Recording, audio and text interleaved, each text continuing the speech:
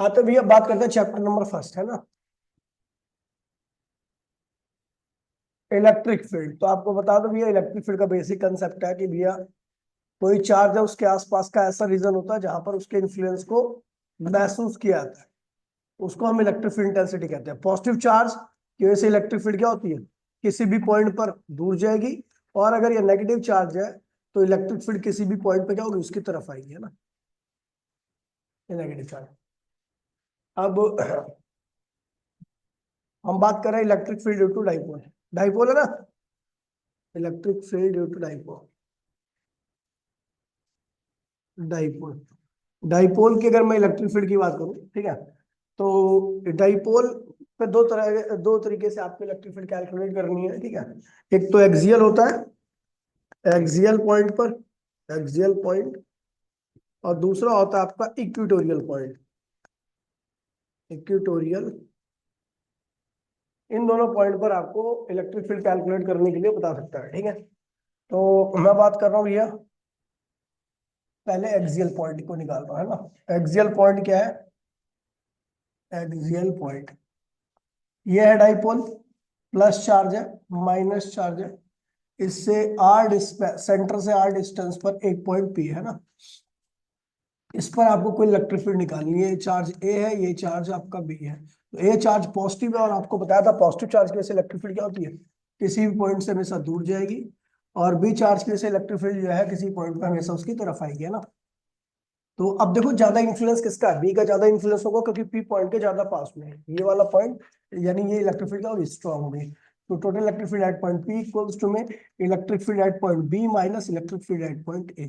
अगर बी की अच्छा दूरी देखो इसकी कितनी है, तो आपको पता है ये दूरी यहाँ से आर्क की दूरी क्या होती है ए, और ये क्या होती है ए, है ना। तो बी से इसकी दूरी क्या होगी, तो आर माइनस ए, और ए से इस पॉइंट की दूरी क्या होगी, तो आर प्लस ए, प्लस ए, इस तरीके से, है ना। तो इलेक्ट्रिक फील्ड क्या होगी, के क्यू आर माइनस ए का whole square minus K Q R plus A का whole square. K Q common ले लीजिए, आर माइनस ए का whole square minus R plus A का होल स्क्वायर। अगर मैं सॉल्व करूं इसको तो आप देखोगे के क्यू, इसका यहाँ पे मल्टीप्लीकेशन होगा तो क्या होगा, R square plus A square plus two A R, है ना। और इसकी मल्टीप्लीकेशन इसमें होगी तो क्या होगा, R square plus A square minus two A R. नीचे का आपस में मल्टीप्लाई होगा तो R square minus A square का होल स्क्वायर। अगर आप इसको देखोगे तो ये पे पूरी टर्म कैंसिल हो जाएगी, आपका देखोगे के क्यू अपॉन में फोर ए आर आ गया, है ना। ये टू ए आर और टू ए आर, है ना, प्लस हो जाएगा। और नीचे क्या होगा, R square minus A square का होल स्क्वायर। अब एक बात ध्यान में रखना, यहाँ पर सिचुएशन में, क्योंकि डाइपोल बहुत छोटा सिस्टम होता है, सो आपका जो आर होगा वो कैपिटल ए से क्या, स्मॉल ए से बहुत बड़ा होगा। देन आर का स्क्वायर माइनस ए का स्क्वायर, जो कि आपके आर स्क्वायर के बराबर ही आने वाला है, ठीक है। तो ये जहां पर ये वैल्यू है ना, वो ये रख सकते हो, बाकी यहाँ पे नहीं रखना आपको, ठीक है। देन आप देखोगे क्या आ रहा है आपका, K Q two A into में टू आर लिख सकते हो इसको, और नीचे क्या हो जाएगा, आर स्क्वायर का whole square. Electric field at point P, electric field at point P, तो electric field at point P, इसको सॉल्व करो तो क्यू इंटू में टू है, आप सबको पता है डाइपोल मोमेंट होता है टू आर, और अपॉन में क्या हो, आर की पावर चार, ये कैंसिल हो गया तो आर की पावर तीन बचा, जाएगा के टू पी अपॉन में आर की पावर तीन। ये electric field at point P आ गया आपका, इसे ध्यान रखना आपको, है ना। ये पी पॉइंट की कुल इलेक्ट्रिक फील्ड आ गया, ये एक्सियल हो गया। फिर आते हैं इक्वेटोरियल, इक्वेटोरियल। इक्वेटोरियल में मैं पूरा सॉल्व नहीं कराऊंगा, आपको इतना तो आता ही होगा। हाँ हाँ, यूनिट वेक्टर कुछ नहीं है, यूनिट वेक्टर फॉर्म में क्या है, आर कैप इक्वल्स टू में, आर नहीं है, आर कैप तो लगाने नहीं है यहाँ पे, पी वेक्टर इक्वल्स टू ही है। और यहाँ पर माइनस लगा देना, क्योंकि आपको बता दूं, क्योंकि टोटल इलेक्ट्रिक फील्ड ये वाली ज्यादा है, ये वाली कम है, तो कुल इलेक्ट्रिक फील्ड क्या होगी, इधर की तरफ आएगी। और डाइपोल मोमेंट जो होती है वो क्या होती है, प्लस से माइनस की तरफ होती है। तो आपका नहीं, नहीं नहीं उल्टा हो गया ना, माइनस से प्लस की तरफ होती है डाइपोल मोमेंट, यहाँ पे प्लस आएगा। डाइपोल मोमेंट माइनस से प्लस की तरफ होती है ना, तो इधर की तरफ जाएगा। अगर मैं इक्वेटोरियल की बात करूं, इक्वेटोरियल में क्या होता है, ये चार्ज क्या है, माइनस है, ये चार्ज क्या है, प्लस है, और यहाँ से यहाँ तक की दूरी आप सबको पता है ए है, यहाँ से यहाँ तक की दूरी भी आपको ए है। सेंटर से इस पॉइंट पर आपको कुल इलेक्ट्रिक फील्ड निकालनी है, तो माइनस चार्ज की वजह से किसी पॉइंट पे इलेक्ट्रिक फील्ड क्या होती है, उसकी तरफ आती है, ये ए हो गया इलेक्ट्रिक फील्ड ड्यू टू, और पास चार्ज की वजह से किसी पॉइंट पे इलेक्ट्रिक फील्ड क्या होती है, उससे दूर जाती है, तो electric field due to B हो गया। अगर मैं इसे देखूं तो इसको रिजॉल्व करना है आपको सिंपली, और इसको रिजॉल्व करके, अच्छा ई ए और ई ए, अच्छा ये ए है ये आर है, तो ये क्या होगा under root R square plus A square, और ये भी क्या होगा under root R square plus A square. अगर इसको सॉल्व करोगे तो आप देखोगे ए की जो वैल्यू आ रही है वो आ रही है के क्यू अपॉन में under root R square plus A square का होल स्क्वायर। ऐसे ई बी की जो वैल्यू होगी वो भी सेम ही रहेगी, के क्यू अपॉन में under root R square plus A square का होल स्क्वायर। जब इसको सॉल्व करोगे तो total electric field at point P resolve करके आने वाली है के पी अपॉन में आर क्यू, है ना। ये सब तो आपको आता ही होगा। चलो आगे बढ़ते हैं, बात करते हैं भैया गॉस थ्योरम की, है ना। इसके बाद गॉस थ्योरम ही मिलता है, ठीक है। अच्छा इसमें एक टॉपिक और है कि ऑसिलेशन ऑफ डाइपोल। हाँ, डाइपोल का ऑसिलेशन इन इलेक्ट्रिक फील्ड नहीं आता वैसे, लेकिन क्या करा है ना, छोड़ो, गॉस थ्योरम आता है, मैंने करा रखा वैसे, है ना। हाँ गॉस थ्योरम, गॉस थ्योरम कहती है भैया कि एक सिस्टम है जिसके अंदर क्यू चार्ज है, ठीक है, और इस क्यू चार्ज से इलेक्ट्रिक फील्ड लाइन कुछ इस तरीके से बाहर निकल रही है ना, ऐसे बाहर निकल रही है। और जब बाहर निकलेगी इलेक्ट्रिक फील्ड लाइन और एरिया को क्रॉस करेगी तो यहाँ पे क्वांटिटी आती है जिसको हम फ्लक्स कहते हैं, और इस फ्लक्स की वैल्यू होती है enclose charge, enclose charge by Gaussian surface, Gaussian surface कहते हैं। गॉसियन, और इसके साइज जो होता है वो क्या होता है, वेरिएबल होता है, साइज वेरिएबल, कुछ भी ले सकते हो अपने हिसाब से, ठीक है, जहां पे आपको इलेक्ट्रिक फील्ड निकालनी है, अपॉन में एप्सिलॉन नॉट, है ना। ये हो गया आपका गॉस थ्योरम। प्रूफ, प्रूफ भी कुछ नहीं कह रहा कि अगर आप देखोगे फ्लक्स का आपको एक फॉर्मूला पता होगा, ई ए कॉस थीटा, है ना, और डी लगा देना क्योंकि आप ये जो आपकी सरफेस है ना वो मतलब कि एक्सटेंडेड बॉडी है, ठीक। तो आप अच्छा इसकी रेडियस कितनी है, आर है, ठीक है। तो आपको पता है इलेक्ट्रिक फील्ड क्या होगी इसकी सरफेस पे, हम तो की सरफेस पे फ्लक्स निकाल रहे, इलेक्ट्रिक फील्ड क्या होगी, के क्यू अपॉन में आर स्क्वायर। अंदर का डी, ये छोटा सा एरिया डी ए है, क्या है, तो अंदर क्या होगा इंटीग्रेशन ऑफ डी ए, और कॉस आपको बता दूं कि एरिया का नॉर्मल और इलेक्ट्रिक फील्ड दोनों एक ही डायरेक्शन में होंगे हमेशा, ठीक है। तो इसलिए कॉस क्या हो जाएगा आपका 0 डिग्री हो जाएगा, क्योंकि इलेक्ट्रिक फील्ड जो है वो एरिया नॉर्मल के हमेशा क्या होगा पैरेलल रहेगा, तो थीटा क्या हो जाएगा आपका 0 डिग्री हो जाएगा।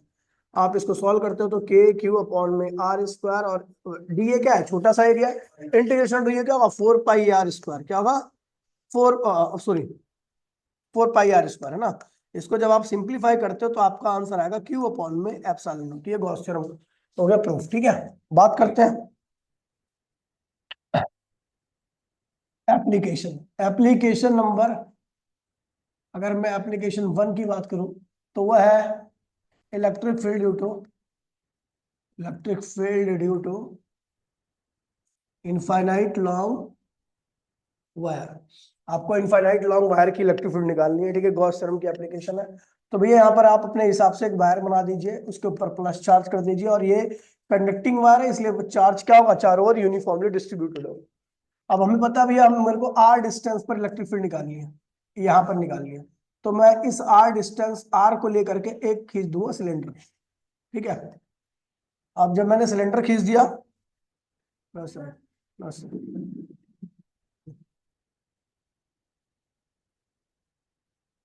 और ये बन गया आपका गॉसियन सरफेस, ठीक है। इसकी रेडियस क्या है आपकी आर है। आपको आप चाहते हो कि भैया आपको किसी भी पॉइंट पर इसकी सरफेस पे इलेक्ट्रिक फील्ड मिल जाए, तो आपको पता है जो भी इलेक्ट्रिक फील्ड होगी वो बाहर की तरफ होगी इस तरीके से, और नॉर्मल भी क्या होगा इसी तरीके से होगा, एरिया क्या है डी ए, ठीक है। तो हमें गॉस थ्योरम क्या कहती है कि टोटल फ्लक्स इक्वल्स टू में, टोटल फ्लक्स इक्वल्स टू में integration of E D A और enclose charge, enclose charge upon में एप्सिलॉन नॉट के बराबर होगा।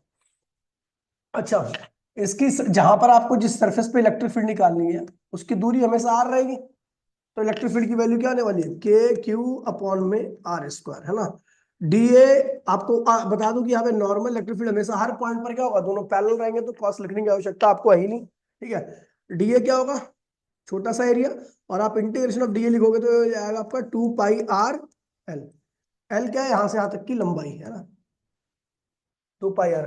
तो ई की वैल्यू ये आ गई आपकी, और डी ए क्या है, छोटा सा एरिया, इंटीग्रेट करोगे आप इसको तो आपका ये आ जाएगा। अच्छा, एनक्लोज चार्ज क्या है, तो आपको पता है इस गॉसियन सरफेस ने यहां से लेकर के यहां तक के जो भी वायर के अंदर चार्ज आ रहा है, ठीक है, वो एनक्लोज कर रखा है। तो लैम्डा क्या है,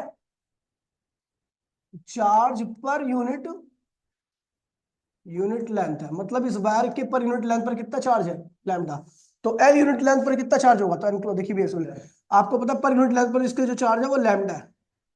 एक यूनिट लेंथ पर चार्ज क्या है, लैम्डा है। तो एल यूनिट, आपको पता है सिलेंडर कितनी लंबाई का है, एल।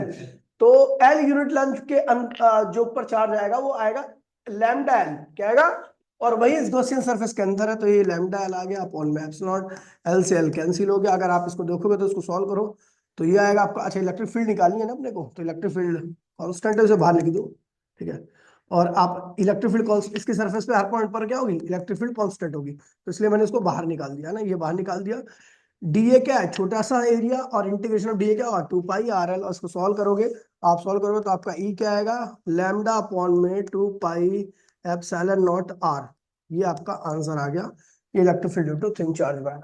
फिर उसके बाद आते हैं भैया एप्लीकेशन नंबर सेकंड पे, ठीक है, जो कि आपकी electric field due to thin charge sheet. Electric field electric field due to thin charge sheet. तीन चार शीट की वजह से आपको इलेक्ट्रिक फील्ड निकालना है, तो कोई दिक्कत नहीं भैया। आपने क्या किया, एक इस तरह की सर्कुलर शीट ले ली, मैं आपको सबसे आसान तरीके से बता रहा हूँ, इस तरीके की सर्कुलर शीट ले ली। इसके पर यूनिट लेंथ पर जो चार्ज था वो सिग्मा था, है ना, क्योंकि शीट का एरिया होता है और एरिया पे जो पर यूनिट एरिया पे जो चार्ज आता है वो सिग्मा से लिखते हैं, ठीक है। एरिया, इसकी रेडियस क्या है, अभी खैर उसकी रेडियस रेडियस बाहर में गई, ठीक है। आप इसको एनक्लोज करने के लिए आप क्या बना सकते हो, इस शीट को एनक्लोज करने के लिए, तो मैंने कहा भैया इस सर्कुलर शीट को एनक्लोज करने के लिए मैं बना रहा हूं भैया एक सिलेंडर फिर से,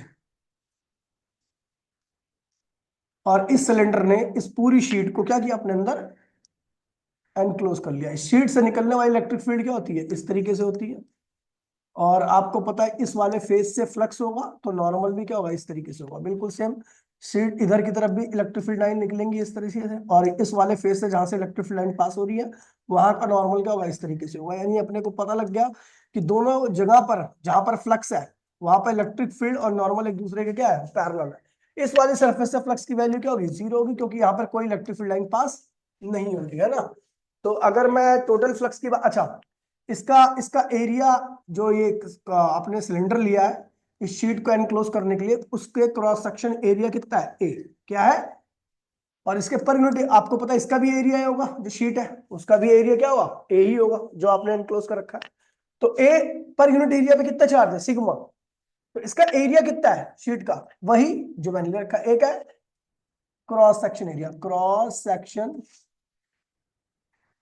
एरिया, ठीक है। तो क्रॉस सेक्शन एरिया क्या है, स्मॉल ए, और पर यूनिट एरिया पे चार्ज है वो सिग्मा है, तो इसके ऊपर कुल चार्ज कितना होगा, सिग्मा इंटू में ए, सिग्मा इंटू में ए लिख दीजिए, सिग्मा इंटू में ए, ये एनक्लोज चार्ज की वैल्यू होगी। अब आते भैया बात करते हैं गॉस थ्योरम की, तो according to Gauss theorem, according to Gauss theorem क्या कहता है भैया, फ्लक्स जो होगा, अब मुझे यहाँ पे निकालना है दूरी कितनी है, इसकी भी आर है, इसकी भी क्या है, आर है। खैर वैसे दूरी का कोई मतलब नहीं है, शीट आपकी सर्कुलर है, शीट आपकी रेक्टेंगुलर भी हो सकती है, कोई जरूरी नहीं है, ठीक है। तो मैंने आपकी कैलकुलेशन आसान करने के लिए, ताकि पहले अटेम्प्ट में हो जाए, तो इसलिए कर रखा है।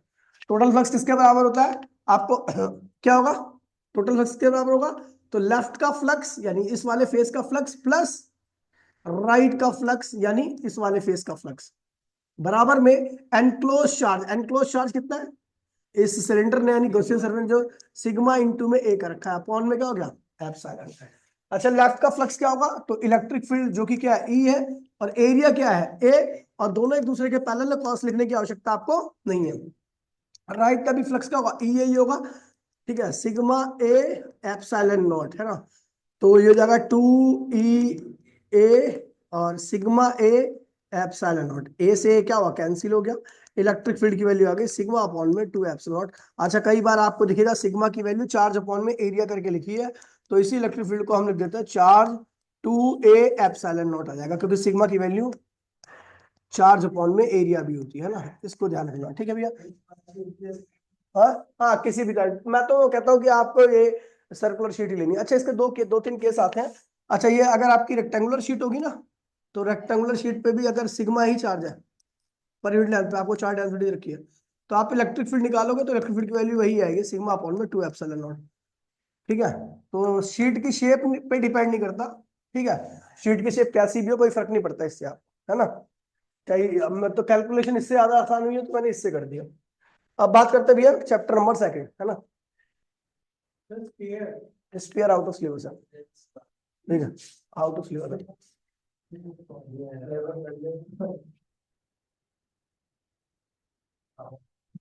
ठीक है, अब बात करते भैया चैप्टर नंबर सेकंड। क्या टॉर्क इसमें थोड़ी ना है, सेकंड में। अरे तो कोई नहीं, सेकंड में करा दूंगा, कोई बात नहीं, एक ही साथ करा दूंगा वर्क वगैरह। ठीक है, चैप्टर नंबर सेकंड की अगर मैं बात करूं तो चैप्टर नंबर सेकंड में सबसे पहला जो टॉपिक आने वाला है वो पहला, हाँ अब हर चीज थोड़ी निकाला, पॉइंट चार्ज वगैरह बता रहा, बकवास कर रहा है, डेरिवेशन कराऊंगा। ठीक है, देखिए इसमें पहले कुछ फॉर्मूला, जैसे पोटेंशियल हो गया, पोटेंशियल का फॉर्मूला क्या होता है, के क्यू अपॉन में, ये potential due two point charge है। हाँ, चार्ज अगर आपका पॉजिटिव है, आर डिस्टेंस पर पोटेंशियल क्या होगा, पोटेंशियल की कोई डायरेक्शन नहीं होती क्योंकि स्केलर है। ठीक है, तो ये आपका v इक्वल्स टू में के क्यू अपॉन में आर। और अगर चार्ज आपका नेगेटिव है, आर डिस्टेंस पर आपको पोटेंशियल निकालना है, तो होगा आपका माइनस के क्यू अपॉन में are.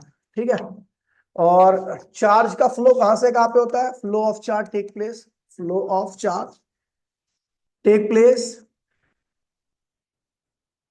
Higher to lower potential, lower potential.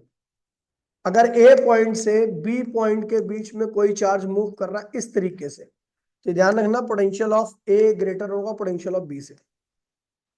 ठीक है, तो ये हो गया। ठीक है, और आप देख रहे हो कि चार्ज जितना ज्यादा रहेगा बॉडी का पोटेंशियल भी क्या होगा, इतना ही ज्यादा रहेगा। ठीक है, प्रोवाइडेड दैट रेडियस यानी कैपेसिटी क्या होनी चाहिए, कांस्टेंट होनी चाहिए। ठीक है, अब potential due to dipole, potential due to dipole, ये कलर चेंज करो,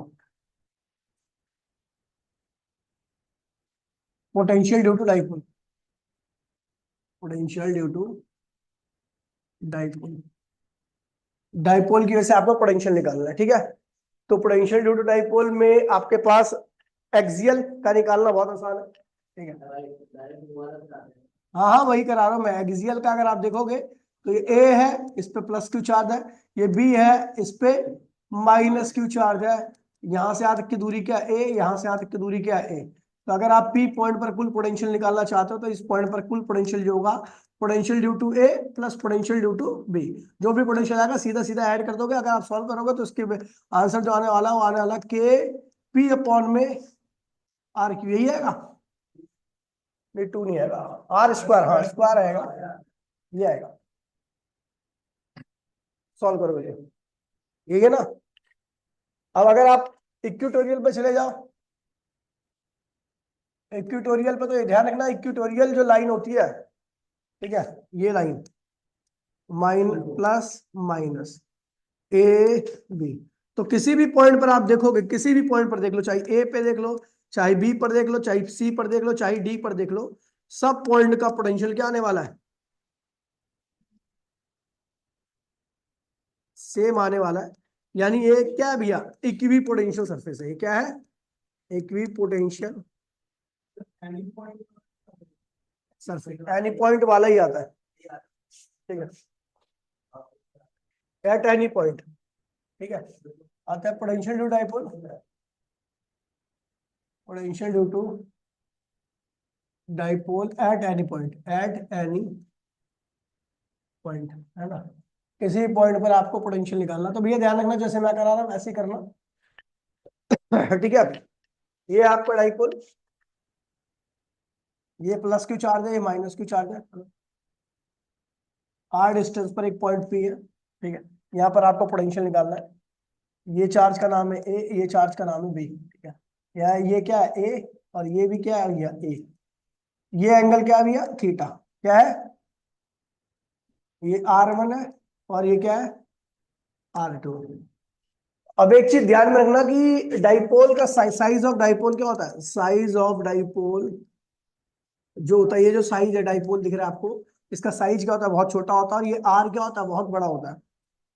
तो ध्यान रखना size of dipole tells to क्या, अभी ऑलमोस्ट जीरो होता है। सो अगर आप देखोगे तो ये जो आपका ये ओ है, ठीक है, एपी, एपी आपको पैरेलल दिखेगा बीपी के, और बीपी आपको पैरेलल दिखेगा एपी, यानी ये वाली लाइन एपी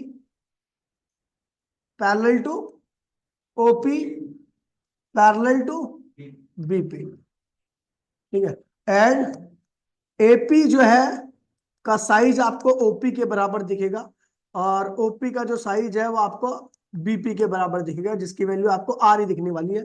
यानी R1 R2 R1 R2 ये सब क्या आर आपस में बराबर, लेकिन ये जो कंडीशन आपको डालनी है वो हर जगह पे नहीं डालनी। ठीक है, पर्टिकुलर कंडीशन में। अच्छा देखो कौन ज्यादा बड़ा है, वैसे अगर आप देखोगे डायग्राम वाइज तो R1 बड़ा है या R2 बड़ा है, R2 बड़ा। तो दोनों के बीच में जो डिफरेंस है ना, वो निकालने के लिए आप यहां से होता हुआ एक परपेंडिकुलर लाइन खींच दो, ये जो होगा वो डिफरेंस होगा, यानी R2 माइनस R1 होगा ये आपका, है ना।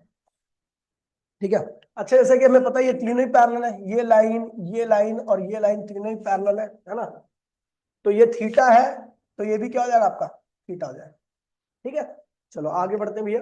पोटेंशियल एट पॉइंट पी निकाल रहे हैं, इस पॉइंट का कुल पोटेंशियल निकालना है। तो पोटेंशियल एट पॉइंट पी क्या होगा, potential due to A plus potential due to B. Potential due to A क्या होगा, ये वाला चार्ज का पोटेंशियल इस पॉइंट पर है ना, तो क्या होगा के क्यू अपॉन में R2 माइनस इसका पोटेंशियल नेगेटिव होगा इस पॉइंट पर, तो माइनस के क्यू अपॉन में R1। इसको अगर देखोगे के क्यू कॉमन आएगा आपका, ये लिखोगे आपका आर, एक मिनट,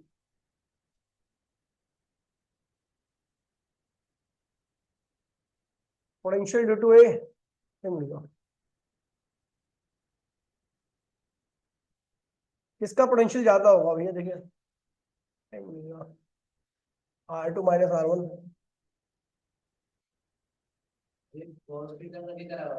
अरे कॉस थीटा तो आ ही जाएगा, ला दूंगा मैं कॉस थीटा, कोई दिक्कत नहीं है। अच्छा ये थीटा मैंने इसलिए किया है क्योंकि ये जो आर है, ये वाली लाइन जो है वो ये वाली लाइन की क्या है पैरेलल है, क्योंकि ये चीज बहुत छोटी है और ये चीज बहुत बड़ी है, तो ये सब बड़े बड़े हैं। आपको पता चीजें छोटी होती है तो वहां से खींची गई लाइन लगभग क्या होती है, पैरेलल होती है, ध्यान रखना। एक मिनट, हाँ तीनों पैरेलल दिखेंगे, लेकिन हर जगह पे वो कंडीशन आपको अप्लाई नहीं करनी है, कंडीशन आपकी रिक्वायरमेंट के हिसाब से अपनी करना। ठीक है, तो अगर आप देखोगे तो ये क्या हुआ R2 माइनस R1 हो गया। पोटेंशियल ज्यादा कहाँ का है,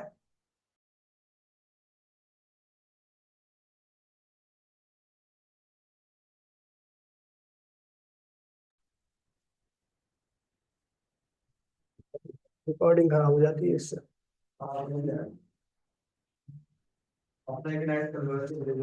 छोड़ना भी आया, नेट डाटा है उसमें देख ले।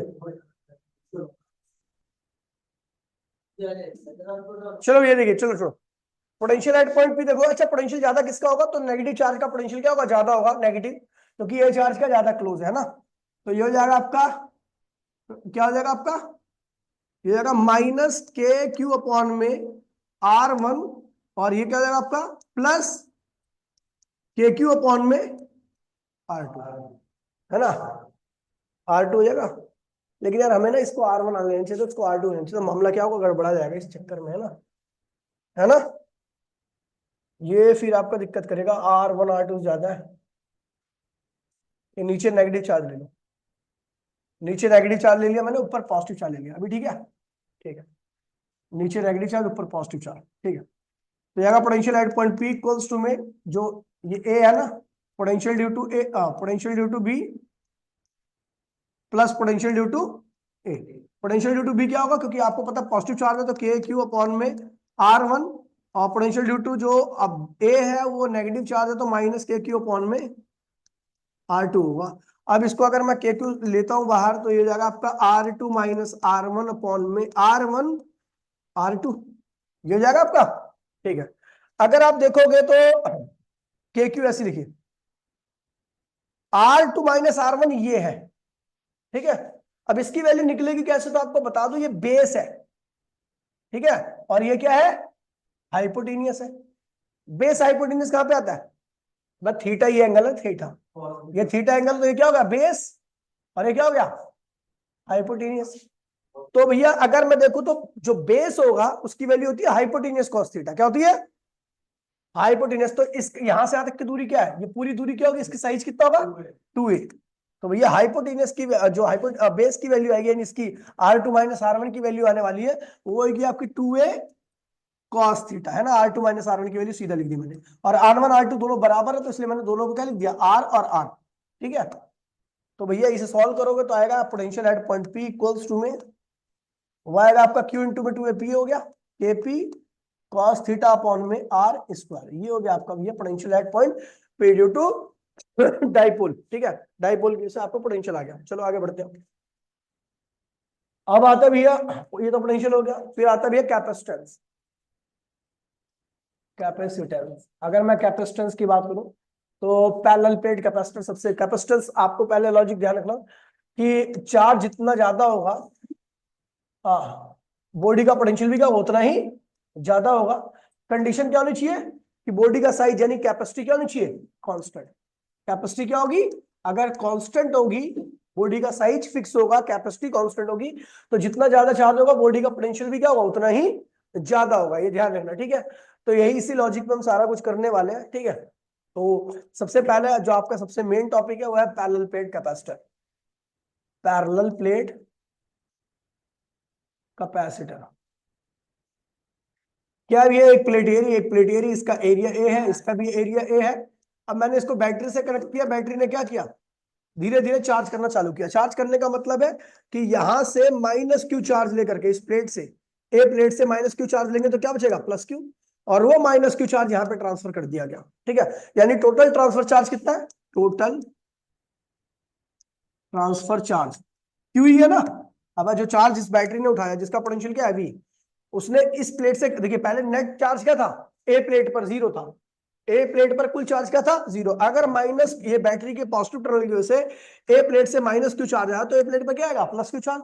और पहले बी प्लेट पर भी क्या था भैया, फर्स्ट प्लेट पर, सेकंड प्लेट पर पहले चार्ज क्या था 0 था। जब इस माइनस क्यू चार्ज को सेकंड प्लेट पर रख दिया गया तो कितना चार्ज आ गया माइनस क्यू। ट्रांसफर चार्ज आपका कितना है भैया, क्यू ही है। ठीक है, अच्छा अब हमें पैरेलल प्लेट कैपेसिटेंस की कैपेसिटी निकालनी है, तो हम जानते हैं भैया वी नो, ये जो पोटेंशियल है, जितना पोटेंशियल यहां पर है उतना ही पोटेंशियल यहां पर आएगा। अच्छा पोटेंशियल अंदर, अगर अंदर के पोटेंशियल को अभी आप देखिए, ये प्लस हो गया ये माइनस हो गया, तो इस तरीके से इलेक्ट्रिक फील्ड बीच में सेटअप हो जाएगी, और इलेक्ट्रिक फील्ड की वैल्यू क्या आएगी ई नॉट। अच्छा ई की वैल्यू क्या होगी, तो आपको पता दो पैरेलल प्लेट के बीच में इलेक्ट्रिक फील्ड क्या होती है सिग्मा अपॉन में एप्सिलॉन नॉट होती है। ठीक है, ये आप गॉस थ्योरम से ध्यान रखना, दो पैरेलल प्लेट, एक प्लेट की इलेक्ट्रिक फील्ड क्या होती है सिग्मा अपॉन में 2 एप्सिलॉन नॉट। तो दो पैरेलल प्लेट के बीच में मैंने केस लेकर करवा रखा है। ठीक है, तो इलेक्ट्रिक फील्ड आपको ए, इस पहली से लेकर दूसरी प्लेट के बीच की इलेक्ट्रिक फील्ड ये रखी है। ठीक है, पहली से दूसरी प्लेट के बीच की दूरी कितनी है डी है, तो पहली से दूसरी प्लेट के बीच में जो पोटेंशियल डिफरेंस होता है, कहीं पर भी आपको पोटेंशियल डिफरेंस निकालना है, ए पॉइंट ये रहा, बी पॉइंट ये रहा, इसके बीच में इलेक्ट्रिक फील्ड क्या है ई। अच्छा दोनों पॉइंट के बीच की दूरी क्या दे रखी है आपको डेल्टा एक्स, तो दोनों पॉइंट के बीच का जो पोटेंशियल डिफरेंस रहेगा वो ई इंटू में डेल्टा एक्स के बराबर आएगा। ठीक है, यहां पर माइनस लगा देना क्योंकि माइनस बता रहा है कि इलेक्ट्रिक फील्ड की डायरेक्शन में पोटेंशियल डिफरेंस की वैल्यू क्या होती है नेगेटिव आती है। ठीक है, तो ये भैया ध्यान रखना बड़ा बेसिक फॉर्मूला, तो वही मैं बोल रहा हूँ इलेक्ट्रिक फील्ड क्या है भैया दोनों प्लेट के बीच में ई, दोनों प्लेट के बीच की दूरी क्या है डी, तो भैया पोटेंशियल डिफरेंस क्या आएगा दोनों प्लेट्स के बीच में, पोटेंशियल डिफरेंस की वैल्यू आएगी आपकी इलेक्ट्रिक फील्ड इंटू में दोनों प्लेट के बीच की दूरी। इलेक्ट्रिक फील्ड क्या है sigma epsilon not D, sigma को मैंने बताया था क्यू अपॉन में ए लिख सकते हो एप्सिलॉन नॉट, और ये क्या हुआ डी हो गया। ये पोटेंशियल डिफरेंस आ गया, क्या आ गया, ये पोटेंशियल डिफरेंस आ गया दोनों प्लेट्स के बीच का। अच्छा आपको ये भी पता है कि जितना ज्यादा चार्ज रहेगा उतना ज्यादा क्या होगा पोटेंशियल डिफरेंस रहेगा, प्रोवाइडेड कैपेसिटेंस क्या होना चाहिए कांस्टेंट। तो भैया हमने क्यू इक्वल्स टू में क्या लिख दिया सीवी, क्यू क्या है चार्ज है, सी अपने को निकालना, वी कितना रखा है Q D up A epsilon not है ना, यही है ना। तो अब ये Q से Q क्या होगा, कैंसिल होगा, कैपेसिटेंस की वैल्यू क्या होगी, A एप्सिलॉन अपॉन में D होगी। ठीक है, ये कैपेसिटेंस आ गया पैरेलल प्लेट का। ठीक है, अच्छा पैरेलल प्लेट का कैपेसिटेंस तो ठीक है आता ही है, लेकिन साथ साथ में आता है आपका video dielectric slab, parallel plate capacitor, capacitor with dielectric slab. Dielectric slab की वजह से पैरेलल प्लेट कैपेसिटर पे क्या फर्क पड़ता है। ठीक है भैया, चलो देखते हैं। तो भैया ये पैरेलल प्लेट कैपेसिटर है, सारा कॉन्सेप्ट सेम है। ठीक है, और इसको कनेक्ट किया गया है एक बैटरी से जिसका पोटेंशियल आपको गिवन है ना। और यहाँ पर ये डाइलेक्ट्रिक स्लैब डाली गई है। डाइलेक्ट्रिक स्लैब जो है उसकी थिकनेस खुद की क्या है, डी है, और दोनों प्लेट के बीच की दूरी क्या है, डी है। ये पहली प्लेट है, ये दूसरी प्लेट है। यहाँ से ट्रांसफर चार्ज कितना किया गया, माइनस क्यू चार्ज लिया है बैटरी ने, तो यहाँ पे क्या आएगा प्लस क्यू चार्ज, और इधर क्या आएगा माइनस क्यू चार्ज। एरिया इसका भी है, इसका भी है। ठीक है, तो ये हो गया। अच्छा देखिए, ये मीडियम है, मीडियम के अंदर इलेक्ट्रिक फील्ड क्या होता है, ईएम होता है। क्या होता है, और बाहर कितना होता है, ई नॉट होता है। क्या होता है, और वो इलेक्ट्रिक फील्ड इस तरीके से होगा। ई नॉट की वैल्यू आपको पता ही है, सिग्मा अपॉन में एप्सिलॉन नॉट, दो पैरेलल प्लेट के बीच की इलेक्ट्रिक फील्ड। ठीक है, तो चलो भैया आप निकालते हैं टोटल पोटेंशियल। आपको पता है भैया कि ये जो पहले स्टेप सेम रखना, पोटेंशियल डिफरेंस निकाल रहे हैं आप फर्स्ट और सेकंड प्लेट के बीच का। तो पोटेंशियल डिफरेंस यहाँ पर दो जगह पे आएगा, एक तो स्पेस में आएगा, दूसरा इस मीडियम में आएगा। तो मीडियम में पोटेंशियल डिफरेंस निकालना आपको, मीडियम का पोटेंशियल डिफरेंस प्लस स्पेस का पोटेंशियल डिफरेंस। अच्छा, मीडियम का पोटेंशियल डिफरेंस क्या होगा, मीडियम की इलेक्ट्रिक फील्ड कितनी है, ई नॉट, ईएम, और दूरी कितनी है, टी। और स्पेस का पोटेंशियल निकालना, तो स्पेस की इलेक्ट्रिक फील्ड कितनी है, ई नॉट, और स्पेस के लिए देखिए टी तो इसने घेर लिया, कुल दूरी क्या है, डी, तो क्या होगा डी माइनस। ठीक है, अच्छा आपको पता है क्या डाइलेक्ट्रिक कांस्टेंट का जो फॉर्मूला होता है एप्सिलॉन आर, या कई बार मैं के भी लिखता हूं, तो अपने हिसाब से लिख देना। वो होता है आपका फोर्स इन वैक्यूम अपॉन में force in medium, electric field in vacuum upon में इलेक्ट्रिक फील्ड इन मीडियम, है ना, पोटेंशियल इन वैक्यूम अपॉन में पोटेंशियल इन मीडियम, है ना, कैपेसिटेंस ऑफ मीडियम अपॉन में कैपेसिटेंस ऑफ वैक्यूम। तो ये ध्यान रखना, ये काफी ज्यादा यूजफुल फॉर्मूला है। ठीक है, ये आप इसे मतलब आपको यूज होगा। ठीक है, तो अगर हम ई एम की वैल्यू निकालना चाहते हो, ई एम की वैल्यू निकालना चाहते हो, तो ई एम क्या होगा, ई नॉट अपॉन में एप्सिलॉन आर। ठीक है, और ये ई नॉट ही रह गया, और डी माइनस टी हो गया ये, है ना। तो ई नॉट अगर आप कॉमन ले लो तो क्या, वन बाय में एप्सिलॉन आर, और प्लस डी माइनस क्या हो गया, टी हो गया। ठीक है, अच्छा टी भी तो है यहाँ पे, ये टी हो गया, है ना। उसके बाद ई नॉट आप जानते हो, दो पैरेलल प्लेट के बीच की इलेक्ट्रिक फील्ड है, जिसकी वैल्यू क्या होती है, सिग्मा अपॉन में epsilon naught T epsilon R plus D minus T, और ये हो गया। अच्छा सिग्मा की वैल्यू क्या होती है, क्यू अपॉन में A epsilon naught T upon में epsilon R plus D minus T, ये हो गया आपका। उसके बाद हमारा जो पोटेंशियल डिफरेंस की कुल वैल्यू आ रही है, पोटेंशियल डिफरेंस की कुल वैल्यू आ रही है, पोटेंशियल डिफरेंस की वैल्यू जो आई है आपकी दोनों प्लेट्स के बीच में, Q A epsilon naught T upon में epsilon R D minus T, है ना, ये हो गया पोटेंशियल डिफरेंस आ गया। तो हम जानते हैं ये वी नो कैपेसिटेंस क्या होता है, तो क्या सुनिए, चार्ज क्या होता है, कैपेसिटेंस इनटू में पोटेंशियल डिफरेंस। तो भैया चार्ज क्या है, क्यू, कैपेसिटेंस अपने को निकालना, पोटेंशियल डिफरेंस क्या है, Q A epsilon naught T upon में एप्सिलॉन आर, और plus D minus T. Q से क्यू क्या होगा, कैंसिल हो गया, तो आपका सी यहाँ पे वन बचा ना, सी निकालना, तो ये आएगा एप्सिलॉन ए एप्सिलॉन आर और टी अपॉन में epsilon R plus D minus T, ये आ गया आपका ये। ठीक है, अच्छा मेटल के लिए बिल्कुल सेम डेरिवेशन होगी, सेम डेरिवेशन होगी, कुछ नहीं चेंज आएगा।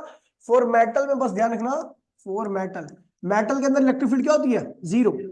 अगर मेटल के मीडियम में इलेक्ट्रिक फील्ड जीरो होगी, ये चीज जीरो होगी, ये चीज, तो एप्सिलॉन आर क्या होगा, इनफाइनाइट होगा। और मेटल के लिए, ठीक है ध्यान रखना, मेटल के लिए ये ध्यान रखना, एप्सिलॉन आर की वैल्यू क्या होती है, इन्फिनिटी होती है। क्या होती है, मतलब बहुत ज्यादा पोलराइज होता है। आपको याद है ना, जितना ज्यादा मीडियम पोलराइज होगा उसके अंदर इतनी कम क्या होगी, इलेक्ट्रिक फील्ड होगी। अब इसका पोलराइजेशन इन्फिनिटी होता है, तो अंदर इलेक्ट्रिक फील्ड क्या होगी, जीरो होगी। क्या होगी, मीडियम के अंदर इलेक्ट्रिक फील्ड क्या होगी, जीरो होगी। जैसे ही आप करते हो तो आपका जो कैपेसिटेंस आता है, ठीक है, आपका जो ये आएगा एप्सिलॉन आर की वैल्यू आपको क्या लिखनी है, इन्फिनिटी। मेटल के अंदर क्या होती है, इलेक्ट्रिक फील्ड जीरो, इसका मतलब उसका डाइलेक्ट्रिक कांस्टेंट क्या होता है, इनफाइनाइट। तो यहाँ पर क्या करना, then capacitance of for metal, metal case में आप देखोगे तो ए एप्सिलॉन नॉट ऐसे लिखना, टी और इसकी वैल्यू क्या लिख देना, infinity plus D minus T. Solve करो इसको तो आपका आएगा ए epsilon naught T D minus, ये मेटल के केस में है, ठीक है, कैपेसिटेंस मेटल केस में, ठीक है। इस चीज को ध्यान रखना, ठीक है। ये पैरेलल प्लेट कैपेसिटर कॉम्बिनेशन वगैरह मैं नहीं करा रहा, इसके दो तीन केस है, जैसे एनर्जी स्टोर, क्या आता है, एनर्जी स्टोर, हाँ क्या होता है, क्या, अब तो डी बराबर में टी कर दे, वो करा रखा है, वो सब चीजें आसान है। एनर्जी स्टोर, एनर्जी स्टोर में एनर्जी कैसे स्टोर होती है, तो एनर्जी स्टोर होती है कैपेसिटर के बीच में जो इलेक्ट्रिक फील्ड सेटअप होती है उसकी वजह से एनर्जी स्टोर होती है। अब वो इलेक्ट्रिक फील्ड आती कहां से, चार्ज की वजह से। तो एनर्जी जो होती है, वर्क वर्क डन ड्यूरिंग किसकी, वर्क डन ड्यूरिंग चार्जिंग आएगा, ये कैसी बात कर रहा है, छोड़ना, दो लाइन का है, खत्म हुआ। Work done during charging equals to में किसके बराबर होता है, पोटेंशियल एनर्जी के। तो भैया एक बात ध्यान रखना कि जो work at any instant, at any instant, किसी भी इंस्टेंट पर वर्क क्या होगा, डी डब्ल्यू होगा, जो कि किसके बराबर होगा, चार्ज इंटू में पोटेंशियल डिफरेंस के बराबर होगा, ठीक है। डी डब्ल्यू इक्वल्स टू में चार्ज क्या होगा, चार्ज की वैल्यू किसके बराबर होती है, चार्ज क्यू रख दिए, अच्छा एक मिनट जाओ, एक मिनट जाओ, पोटेंशियल डिफरेंस कांस्टेंट है ना, चार्ज तो वेरिएबल है, तो क्यू वी की वैल्यू क्या होगी, क्यू अपॉन में सी, वी क्यू अपॉन में क्या होगा, C D Q. Total work क्या होगा, टोटल वर्क के लिए आप देखोगे तो इसके इंटीग्रेट करो, डी डब्ल्यू कंडीशन क्या होता है, डब्ल्यू क्यू, वन बाय में सी बाहर आएगा, क्यू डी क्यू का कंडीशन क्या होगा, क्यू स्क्वायर अपॉन में टू, तो वर्क कितना आ गया, क्यू स्क्वायर अपॉन में टू सी, या इसको लिख सकते हो हाफ सी वी स्क्वायर, या हाफ क्यू वी, ये वर्क हो गया, यही किसके बराबर था, पोटेंशियल एनर्जी के। डेंसिटी का फॉर्मूला है, density potential upon potential upon volume, ये क्या होता है, half A epsilon D, we क्या होता है, electric field in space into में डी का होल स्क्वायर, और वॉल्यूम क्या होता है कैपेसिटर का, एरिया इंटू में डी। सॉल्व करोगे तो हाफ एप्सिलॉन डी स्क्वायर के बराबर होगा। दूसरी देखिए,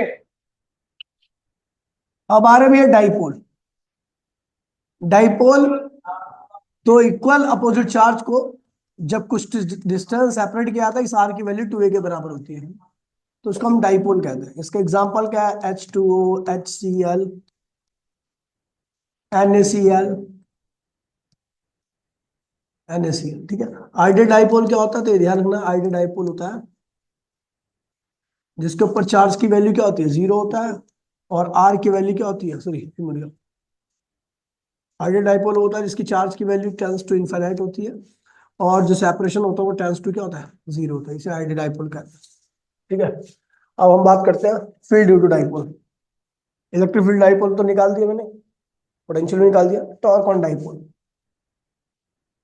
टॉर्क ऑन डाइपोल, डाइपोल के ऊपर टॉर्क, तो डाइपोल को जब आप रखे वो इस तरीके से इलेक्ट्रिक फील्ड के अंदर, तो इसका ये माइनस की तरफ आती है, तो इसका पॉजिटिव चार्ज डाइपोल का प्लस क्यू चार्ज इधर भागता है, इलेक्ट्रिक फील्ड ई है तो चार्ज फोर्स कितना लगेगा, ई इंटू में क्यू, दोनों के बीच में चार्ज के बीच में सेपरेशन 2a होता है, आप सबको पता है। यहाँ पे माइनस क्यू चार्ज है, ये इधर भागेगा, नेगेटिव चार्ज इधर भागेगा, कितने फोर्स से, क्यू, जितने फोर्स से वो भाग रहा है। तो भैया देखिए कितने एंगल से आपने रख रखा है, थीटा से। डाइपोल मोमेंट क्या होती है, माइनस से प्लस की तरफ होती है ना, तो दोनों फोर्सेस के बीच में जो परपेंडिकुलर सेपरेशन आ गया, ए बी और ये क्या होगा सी, इस फोर्स और इस फोर्स के बीच में जो सेपरेशन है वो ये है आपका ए सी। तो टॉर्क क्या होता है, आइदर फोर्स मतलब ई क्यू लेना है, और सेपरेशन क्या लेना है, ए सी लेना है। ए सी क्या है, परपेंडिकुलर, और जो परपेंडिकुलर होता है वो होता है हाइपोटेनियस साइन थीटा। हाइपोटेनियस क्या है, 2a, और साइन थीटा, तो अगर हम क्यू इंटू में टी इसको देखो तो ये डाइपोल मोमेंट हो गया, पीई साइन थीटा आपका टॉर्क की वैल्यू आ गई है ना, ये टॉर्क हो गया। अब आपका टॉर्क पता लग गया, तो अब आप पोटेंशियल एनर्जी निकाल गए, पोटेंशियल एनर्जी इन डाइपोल। अब डाइपोल देखिए, पोटेंशियल एनर्जी वहां पे आती है जब आप किसी फोर्स के अगेंस्ट में काम करते हो, जब आप डाइपोल को इलेक्ट्रिक फील्ड में आपने रखा था, इस डाइपोल को आपने इलेक्ट्रिक फील्ड के अंदर रखा था, तो इलेक्ट्रिक फील्ड इस माइनस को प्लस को अपनी तरफ खींच रही थी और इस माइनस को इधर की तरफ खींच रहे थे।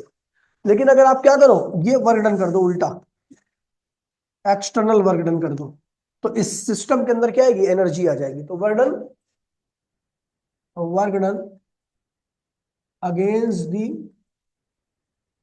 इलेक्ट्रिक फोर्स के अगेंस्ट में आप वर्क डन कर दोगे, ठीक है, तो क्या आएगी, पोटेंशियल एनर्जी आएगी। तो भैया वर्क डन हम जानते हैं भैया कि जब हम डाइपोल को रोटेट कर रहे होंगे तो किसी इंस्टेंट पर, एट एनी इंस्टेंट जो वर्क होगा वो क्या होगा, डी डब्ल्यू होगा, किसके बराबर होगा, टॉर्क इनटू में डी थीटा के बराबर होगा, क्योंकि रोटेशन मोशन में वर्क आपका यही होता है, ठीक है। टॉर्क की वैल्यू क्या है, P E sine theta D theta. आप थीटा 1 से लेके, ठीक पहले मतलब मान लीजिए इलेक्ट्रिक फील्ड के साथ डाइपोल ने कितना एंगल में रखा था पहले इलेक्ट्रिक फील्ड के साथ ये डाइपोल है ना, इसने इलेक्ट्रिक फील्ड के साथ कितना एंगल में रखा था, थीटा 1, और बाद में आपने क्या किया, total work from theta 1 to theta two मतलब क्या हुआ, आपने इलेक्ट्रिक फील्ड के साथ डाइपोल का एंगल क्या किया, चेंज कर दिया, ये कर दिया, थीटा 2 कर दिया, है ना। तो कुल वर्क कितना होगा आपका, तो टोटल वर्क निकालने के लिए आप इस टर्म को क्या करोगे, इंटीग्रेट कर दोगे, है ना। इंटीग्रेट करोगे तो क्या होगा, डब्ल्यू आ जाएगा, पीई बाहर आएगा, और साइन का क्या था, माइनस कॉस थीटा, और थीटा 1 से लेके आपका थीटा 2 आ गया।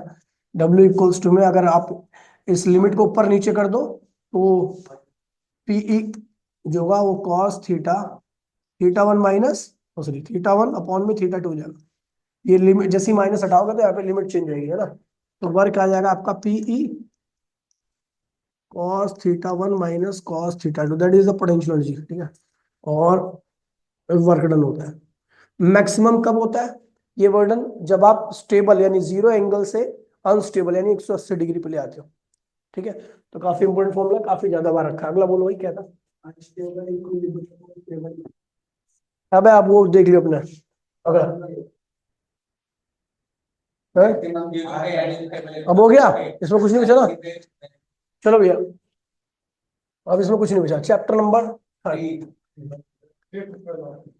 ड्रिफ्ट लॉस, अबे ये भी बताना पड़ेगा क्या, चल कोई नहीं, ड्रिफ्ट लॉस ही बताया मैंने। देखिए ड्रिफ्ट लॉसिटी इसकी इलेक्ट्रॉन की होती है, ठीक है, और ड्रिफ्ट वेलोसिटी अगर इलेक्ट्रॉन की होती है तो इलेक्ट्रॉन किसी भी कंडक्टर के अंदर एक नहीं होते, बहुत होते हैं। तो उस केस में जब भी आपको ये ध्यान रखना कि आप अगर इनिशियल वेलोसिटी देखते हो कंडक्टर के अंदर, तो वो हमें इनिशियल एवरेज वेलोसिटी देखते हो तो क्या होता है, 0। ये इनिशियल एवरेज वेलोसिटी जब है जब आपने इलेक्ट्रिक फील्ड नहीं अप्लाई कर रखी है। लेकिन जब आप फाइनल एवरेज वेलोसिटी देखते हो तो ये ड्रिफ्ट वेलोसिटी के बराबर आती है, और ये कब आती है, जब आपकी इलेक्ट्रिक फील्ड 0 नहीं होती, 0 से ज्यादा होती है। आपको यही निकालना है, ठीक है। तो आप सबको पता है वी एवरेज इक्वल्स टू में यू एवरेज वी नो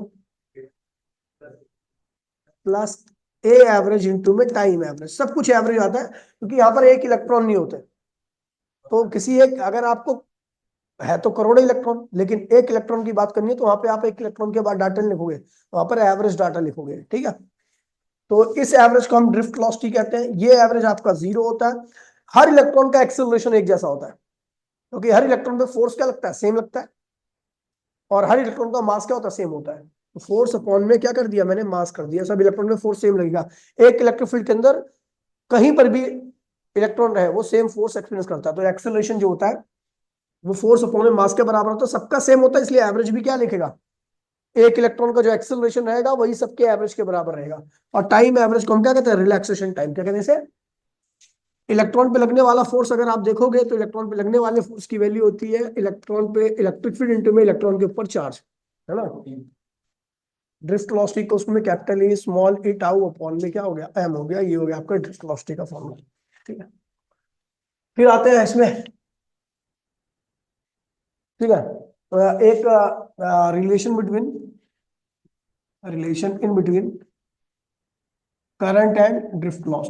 कुछ नहीं है, एक कंडक्टर है जिसके अंदर एन क्या है, फ्री इलेक्ट्रॉन है, इसकी लंबाई क्या है, एल है, इसका एरिया ऑफ क्रॉस सेक्शन क्या है, ए है, ठीक है।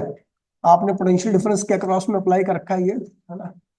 वी और इलेक्ट्रॉन यहां से यहां पे चल के आ रहा है कितनी वेलोसिटी से, ड्रिफ्ट वेलोसिटी से। तो आपको बता दूं इसके अंदर कुल चार्ज कितना होगा, तो लीना क्या होगा, अगर आपको याद होगा तो लीना, तो करंट क्या होगा, चार्ज अपॉन में टाइम। चार्ज क्या है, लीना, और टाइम क्या है, तो यहां से यहां तक आने में टाइम कितनी स्पीड से आ रहा है, वीडी से, कितनी लेंथ है एल, तो एल अपॉन में वीडी, कैंसिल हो गया तो ये जाएगा वीडी ना। ये हो गया, काफी इंपोर्टेंट रिलेशन है, आगे ठीक है। अच्छा, आपका क्वेश्चन जो आते हैं यहाँ पर, ठीक है, फाइनल रेजिस्टेंस, ये ध्यान रखना, फैक्टर अफेक्टिंग द रेजिस्टेंस। तो फाइनल रेजिस्टेंस जो होता है वो इनिशियल होता है 1 + अल्फा T2 माइनस T1। ये रेजिस्टेंस निकालने का फॉर्मूला, इसका ये इस्तेमाल करना। अगला बोले इसमें क्या है, सेल, सेल का कॉम्बिनेशन देखिए भैया, है? वो कुछ नहीं, अबे कर, देखिए एक रिलेशन होता है, relation in between J electric field और सिग्मा, इनके बीच का रिलेशन आपको निकालना होता है। कुछ नहीं है, आपको पता करंट क्या होता है, वी ना आपने ऑलरेडी देख लिया, तो इस आई अपॉन में ए कर दो, और इसकी वैल्यू को कैपिटल ई स्मॉल ई अपॉन में टाउ, ओ सॉरी एम लिख दो। टाउ अपॉन में क्या हुआ, एम, ई एन, ये ऐसा, ई एन ये लिख दो ना, ए नीचे ले गया ना मैं ऑलरेडी। तो आई अपॉन में क्या होता है, करंट डेंसिटी होता है ना, ई ऐसे लिख दीजिए। अगर इसको अरेंज करोगे तो ये होगा 3 में, ठीक है। तो अगर रेजिस्टेंस याद है आपको, तो याद होगा आपका टीना के सल्फेमल, ठीक है। और रजिस्टिविटी क्या था, एल और ए हटा दो तो मैं टी, लेकिन ये तो उल्टा है, रजिस्टिविटी का उल्टा है नहीं है, तो कंडक्टिविटी बन गया, जे इक्वल्स टू में ए इंटू में सिग्मा रिलेशन आ गया, ठीक है। चलो ये आगे आर की डेरिवेशन नहीं होती, इसके न्यूमेरिकल आते हैं, ठीक है। अब आते हैं भैया, चुप हो जा। अब अब देखिए क्या, सेल, सेल देखिए, कॉम्बिनेशन ऑफ सेल की डेरिवेशन नहीं आती, कॉम्बिनेशन ऑफ सेल की डेरिवेशन नहीं आती। एक चार्जिंग इक्वेशन होती है, चार्जिंग होती है वी इक्वल्स में ई प्लस आई आर। एक होती है डिस्चार्जिंग इक्वेशन, डिस्चार्जिंग चार्जिंग कब होती है, जब जैसे मान लीजिए सेल है, इसको दूसरे सेल से कनेक्ट कर दिया गया है, इसका ईएमएफ E1 है, इसका ईएमएफ E2 है, इसका इंटरनल रेजिस्टेंस R1 है, इसका इंटरनल रेजिस्टेंस क्या है, R2 है, ठीक है। और इसका पोटेंशियल इसके अक्रॉस में V1 है, इसके अक्रॉस में V2 है। अच्छा मैंने बोला E1 जो है वो E2 से क्या है, बड़ा है। तो अगर E1 बड़ा है तो करंट यहां से निकलेगा और करंट इसके पॉजिटिव में जाएगा, ठीक है। तो ये सेल क्या होगा, चार्ज, और ये सेल क्या होगा, डिस्चार्ज। अब इतना टाइम नहीं है ना मेरे को,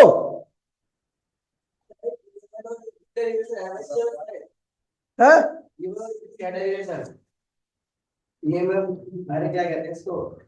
भाई देखिए चार्जिंग में क्या होगा, चार्ज इक्वल्स टू में V2 इक्वल्स टू में E2 प्लस आई R2, ये हो जाएगा क्योंकि ये चार्ज हो रहा है, चार्जिंग इक्वेशन है। और डिस्चार्जिंग इक्वेशन क्या होगी, तो भैया डिस्चार्ज हो रहा है तो क्या होगा, E1 इक्वल्स टू में V1 माइनस आई, सॉरी प्लस आई R1, ये होगी भैया डिस्चार्जिंग इक्वेशन, ठीक है। अब देखिए ये ध्यान रखना, अब बात करता हूँ भैया कॉम्बिनेशन। अगर मैं कॉम्बिनेशन की बात करूं, तो कॉम्बिनेशन में आपके दो कॉम्बिनेशन होता है, एक सीरीज होता है, सीरीज, सीरीज में आप सेल को कुछ इस तरीके से लगाते हो, E1 internal resistance R1, E2 internal resistance R2। तो इस केस में टोटल ईएमएफ क्या आएगा, E1 plus E2, total internal resistance क्या आएगा, R1 प्लस R2। अच्छा सीरीज में दूसरा केस आता है एक और, कि जब आप सेल के सेम टर्मिनल को जोड़ते हो, E1 E2, है ना, ईएमएफ इंटरनल रेजिस्टेंस का क्या है R1, इसका क्या है R2, तो टोटल ईएमएफ क्या होगा, तो मान लीजिए E1 E2 से बड़ा है तो E1 माइनस E2 हो जाएगा, सेम टर्मिनल जोड़ने पर टोटल ईएमएफ क्या होता है, माइनस हो जाता है। और अभी भी इंटरनल रेजिस्टेंस क्या होगा, R1 प्लस R2, क्योंकि इंटरनल रेजिस्टेंस का कोई भी टर्मिनल नहीं होता। रेजिस्टेंस का कभी कोई टर्मिनल होता ही नहीं है, ना पॉजिटिव ना नेगेटिव, ठीक है। अब हम बात करते हैं भैया पैरेलल की, पैरेलल कॉम्बिनेशन। पैरेलल कॉम्बिनेशन अगर मैं देखूं, ठीक है, इसका क्वेश्चन जो मैंने करा रखे ना नोट्स में, उससे बाहर कुछ नहीं आएगा, ये लिख के दे रहा हूं, मैंने बहुत ज्यादा करा रखे। पैरेलल कॉम्बिनेशन में टोटल ईएमएफ क्या होता है? टोटल ईएमएफ इक्वल्स टू में अपॉन में टोटल रेजिस्टेंस इक्वल्स टू में E1 अपॉन में R1 प्लस E2 अपॉन में R2 dot dot dot dot EN upon में, डेरिवेशन नहीं आई भाई, मैं लिख के दे रहा हूँ, और बता। अब ये भी बताऊं मैं क्या, ये तो आसान डेरिवेशन है, देखेगा तो तेरे को वैसे ही समझ आ जाएगा। अब तू ऐसे बोलेगा फिर तो ये 4 दिन में खत्म नहीं होगा डेरिवेशन सारी। ये तो आसान चीज है, ये तो करा रखा है सीधे सीधे, जिसको कॉम्बिनेशन ऑफ रेजिस्टेंस आता है। और टोटल इंटरनल रेजिस्टेंस क्या होगा? 1 बाय में R1 प्लस 1 बाय में R2 plus dot dot dot 1 by में RN, ठीक है। तो ये टोटल रेजिस्टेंस निकालना, टोटल ईएमएफ में पैरेलल कॉम्बिनेशन हो गया, और टोटल ईएमएफ का सीरीज कॉम्बिनेशन हो गया, ठीक है। इसे ध्यान रखना, आगे बढ़ते हैं। बोल भाई अगला है Wheatstone bridge, Kirchhoff rule याद रखो। चलो किरचॉफ रूल हटा दो, ठीक है, सीधा बीट स्टोन ब्रिज पे आते हैं। खैर ये है कुछ भी नहीं। अबे चल ना, कोई सा भी ले ले यार, कैसी बातें कर रहा है वो भी बता दूं।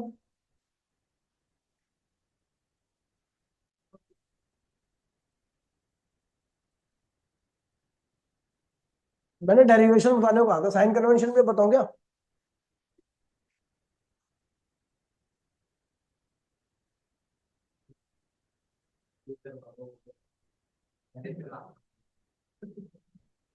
जब तो आज छुट्टी करके बैठा होता, यही मोटा, और क्या, ये बैटरी लगा दी, ठीक है, ये गैल्वेनोमीटर है। सुन लीजिए, यहां से करंट आपका गया आई, तो यहां पे क्या ऊपर गया I1, नीचे गया I माइनस I1, है ना। इसमें गया IG, तो यहाँ क्या हो जाएगा I1 माइनस IG। इसमें क्या आएगा, ये IG इधर आ रहा है, I माइनस I1 इधर आ रहा है, IG plus I minus I1, और इसके अंदर जब जुड़ेंगे तो कुल करंट कितना हो जाएगा I। अब लूप ले लीजिए कोई भी अपने हिसाब से, ये ABCD लूप ले लो। इक्वेशन कैसे बनाते देख लीजिए, लूप ABDA, ABDA लीजिए, तो A से B की तरफ जाओ तो भैया करंट भी वहीं जा रहा है, मैं भी वहीं जा रहा हूं, तो पोटेंशियल क्या होगा I1 R1। बी से डी की तरफ गया तो करंट भी वहीं जा रहा है, और गैल्वेनोमीटर का रेजिस्टेंस क्या, कैपिटल जी, तो क्या होगा IDG कैपिटल जी, है ना, प्लस जब मैं डी से ए की तरफ जा रहा हूँ करंट नीचे आ रहा है, मैं ऊपर जा रहा हूँ, तो माइनस क्या हो जाएगा I माइनस I1 इंटू में R2 बराबर में क्या आ गया 0। यही तो कहता है Kirchhoff law, total potential drop in close loop equals to में क्या होता है 0 होता है, ठीक है। मैंने कह दिया इफ IG इक्वल्स टू में, खैर ये इक्वेशन ही बन गई, चलो एंड लूप लो, कौन सा लूप लो, BCDA BCDB। अच्छा बी से सी पे गए, करंट भी नीचे मैं भी नीचे, तो क्या होगा R3 इंटू में I1 माइनस IG। फिर आप सी से डी पे गए, करंट ऊपर जा रहा है मैं नीचे आ रहा हूं, तो क्या होगा minus R4 IG plus I minus I1, है ना। और उसके बाद फिर करंट नीचे में ऊपर क्या होगा माइनस IG इंटू में कैपिटल जी बराबर में क्या आ गया 0। मैंने बस एक सिचुएशन रखी, क्या रखी,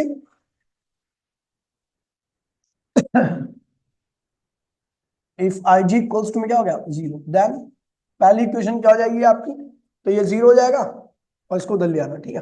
तो I1 R1 बराबर में I माइनस I1 इंटू में R2, एंड इसमें जहां जहां पे IG 0 कर दो बाकी, ठीक है, इसको उधर ले आना, ये 0 हो जाएगा, ठीक है। R क्या है, यहाँ पे ये भी IG है ना, IG, तो क्या होगा R3, और क्या होगा I1 बराबर में ये यहाँ पे जीरो रखोगे तो क्या होगा R4, और उसको उधर भी लिया गया साथ में R4 I माइनस I1, ये पूरी टर्म क्या है जीरो। ये दोनों इक्वेशन को डिवाइड कर दो, फर्स्ट और second, on dividing first and second, तो क्या हुआ ये क्या होगा डिवाइड करोगे तो R1 अपॉन में R3, और क्या होगा R2 अपॉन में R4, ये हो जाएगा आपका। ठीक है, ये भी डिस्टेंस हो जाएगा। अगला है हो गया। अगला आते हैं मेरे चैप्टर नंबर 4। चैप्टर 4 कुछ बचा है क्या? चैप्टर 4 में आता तो भैया देखिए चैप्टर 4 में Biot Savart's law, Biot Savart's law Biot Savart's law क्या कहता है भैया कि जो एक करंट कैरिंग एलिमेंट है, करंट आई है, लंबाई इसकी क्या डीएल है, यहां से आते की लंबाई क्या डीएल है, इससे आर डिस्टेंस पर एक पॉइंट पी है, थीटा एंगल इनके बीच में, करंट कैरिंग एलिमेंट और आर के बीच में। तो इस पॉइंट पर जो डीपी होगा वो किसके बराबर होगा, mu naught 4 pi I dl sine theta upon में आर स्क्वायर। इसकी वेक्टर फॉर्म लिखेंगे तो dB vector equals to mu naught 4 pi I क्या हुआ R cross dl, sorry R cross dl, हाँ अपॉन में आर क्यूब, यही था ना, ये वेक्टर होंगी, इसे ध्यान रखना। ठीक है, एप्लीकेशन जो इसमें आती है, पहला भैया magnetic field due to, magnetic field due to long straight wire, long straight wire, इसकी डेरिवेशन नहीं है, आर डिस्टेंस पर एक पॉइंट पी है, यहाँ पर एंगल क्या है थीटा 1 है, यहाँ पर एंगल क्या है थीटा 2 है, इसके ऊपर करंट क्या है आई है। तो magnetic field at point P क्या होगा आपका, तो म्यू नॉट 4 पाई, करंट कितना है आई, दूरी कितना है R, sine theta 1 plus sine theta 2। इस फॉर्मूले का इस्तेमाल करना आना चाहिए आपको। ठीक है, फिर आते हैं भैया magnetic field due to, magnetic field due to coil at its centre, centre पर मैग्नेटिक फील्ड निकालने आ रहा हूं। ठीक है, ये कॉइल है, आर आई करंट है इसके ऊपर, डीएल के एलिमेंट है ना, इससे आर डिस्टेंस पर आपको मैग्नेटिक फील्ड निकालनी है, इस मतलब सेंटर पे निकालनी है ना। तो क्योंकि हमें पता करंट कैरिंग एलिमेंट और आर के बीच में एंगल क्या है 90 डिग्री है, तो अकॉर्डिंग टू बायट सावर्ट्स लॉ इसके मैग्नेटिक फील्ड इस पॉइंट पर क्या होगी, इस छोटे से एलिमेंट की वजह से वो डीबी होगी, चुप हो जाओ, इस एलिमेंट की वजह से मैग्नेटिक फील्ड क्या होगी पी पॉइंट पर डीबी होगी, जो कि किसके बराबर है म्यू नॉट 4 पाई, करंट कितना है आई, एलिमेंट की लंबाई कितनी है डीएल, एंगल क्या होगा दोनों आर और डीएल के बीच का एंगल क्या 90, तो लिखने की आवश्यकता नहीं, अपॉन में आर स्क्वायर, ये डीबी हो गया। ठीक है, टोटल मैग्नेटिक फील्ड के लिए आप पूरे को इंटीग्रेट कर दो, total magnetic field, magnetic field equals to में डीबी का बी हो जाएगा, म्यू नॉट 4 पाई आ गया, आई और आर स्क्वायर बाहर आ गया, डीएल का छोटा एलिमेंट है, इंटीग्रेशन डीएल का 2 पाई आर के बराबर आएगा। इसको सॉल्व करोगे तो भैया काटा पीटी करो, तो ये तो इससे कैंसिल हो गया, एक आर से एक आर कैंसिल हो गया, तो म्यू नॉट आई अपॉन में 2 आर, ये मैग्नेटिक फील्ड आ गया। और आपको बता दूं सबसे मैक्सिमम मैग्नेटिक फील्ड कहाँ पे होती है, कॉइल का सेंटर पे होती है। फिर आता है एक्सिस पे, magnetic field due to coil at its axis, axis पे मैग्नेटिक फील्ड निकाल लिया ना, तो मैग्नेटिक फील्ड एक्सिस पे निकाल लिया, तो बात करते हैं अब इसकी डेरिवेशन में। आपको दो तीन चीजें याद ही कर लो, ज्यादा बेटर रहेगा। इससे एक्स डिस्टेंस पर एक पॉइंट पी है, ठीक है, यहाँ पे एक एलिमेंट लिया, यहाँ पे एक एलिमेंट लिया, एलिमेंट की लंबाई क्या डीएल है, नीचे भी एलिमेंट की लंबाई क्या होगी डीएल होगी, इसकी रेडियस क्या है कैपिटल आर है। ठीक है, तो आपको बता दूं इस एलिमेंट की वजह से जो लूप बनेगी, उसकी वजह से जो मैग्नेटिक फील्ड होगी उसकी रेडियस ये होगी, क्या होगी आर प्लस एक्स का अंडर रूट, है ना। अच्छा ये रेडियस है, तो ये क्या होगी इस रेडियस के ऊपर टेंजेंट, क्योंकि आपको पता है मैग्नेटिक फील्ड किसी पॉइंट पर देने के लिए आपको टेंजेंट खींचनी पड़ती है। ठीक है, बिल्कुल नीचे वाले की वजह से भी क्या होगा, बिल्कुल सेम ऐसे ही होगा, है ना। और आपको ये एंगल क्या है थीटा 1, थीटा दोनों थीटा ही होंगे, ये भी थीटा होगा, तो ये भी थीटा हो जाएगा, ये भी थीटा हो जाएगा, याद है ना, क्योंकि ये थीटा है, तो ये क्या होगा 90 माइनस थीटा, और आपको पता है ये दोनों भी परपेंडिकुलर है, ये 90 माइनस थीटा, तो ये क्या होगा थीटा हो जाएगा। तो डीबी का क्या होगा डीबी cos थीटा, और डीबी चार्टा मार दूंगा खींच के, साइन तो लिखा हुआ है। पॉइंट तो लिखा है, मतलब वो इधर आते हैं। अब चुप रहा। डीबी कॉस फाइव और डीबी साइन फाइव, ये हमेशा एक दूसरे को क्या करेंगे, कैंसिल कर देंगे। तो हियर इंटीग्रेशन ऑफ पूरी लूप के डीबी साइन थीटा को अगर आप सॉरी कॉस थीटा को आप इंटीग्रेट करते हो तो सम क्या आने वाला भैया, जीरो आने वाला है at point P. P point पर कुल मैग्नेटिक फील्ड की वैल्यू क्या नहीं वाली है, जीरो आने वाली है। बट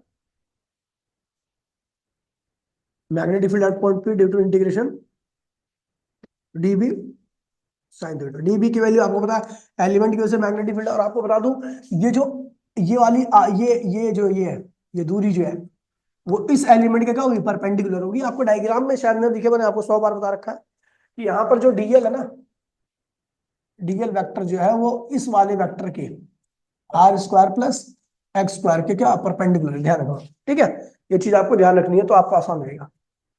क्या होगा, mu naught 4 pi I, element कितना डीएल, दूरी कितनी है under root R square plus X square का होल स्क्वायर। साइन एंगल लगाना नहीं है, साइन एंगल क्योंकि 90 हो गया। और ये साइन थीटा क्या है, ये वाला एंगल है। अच्छा इसको फाई कर लेना तो ज्यादा बेटर रहेगा। ये फाई अभी मैंने लिखा नहीं है, डायग्राम में काटा पीटी हो जाएगी।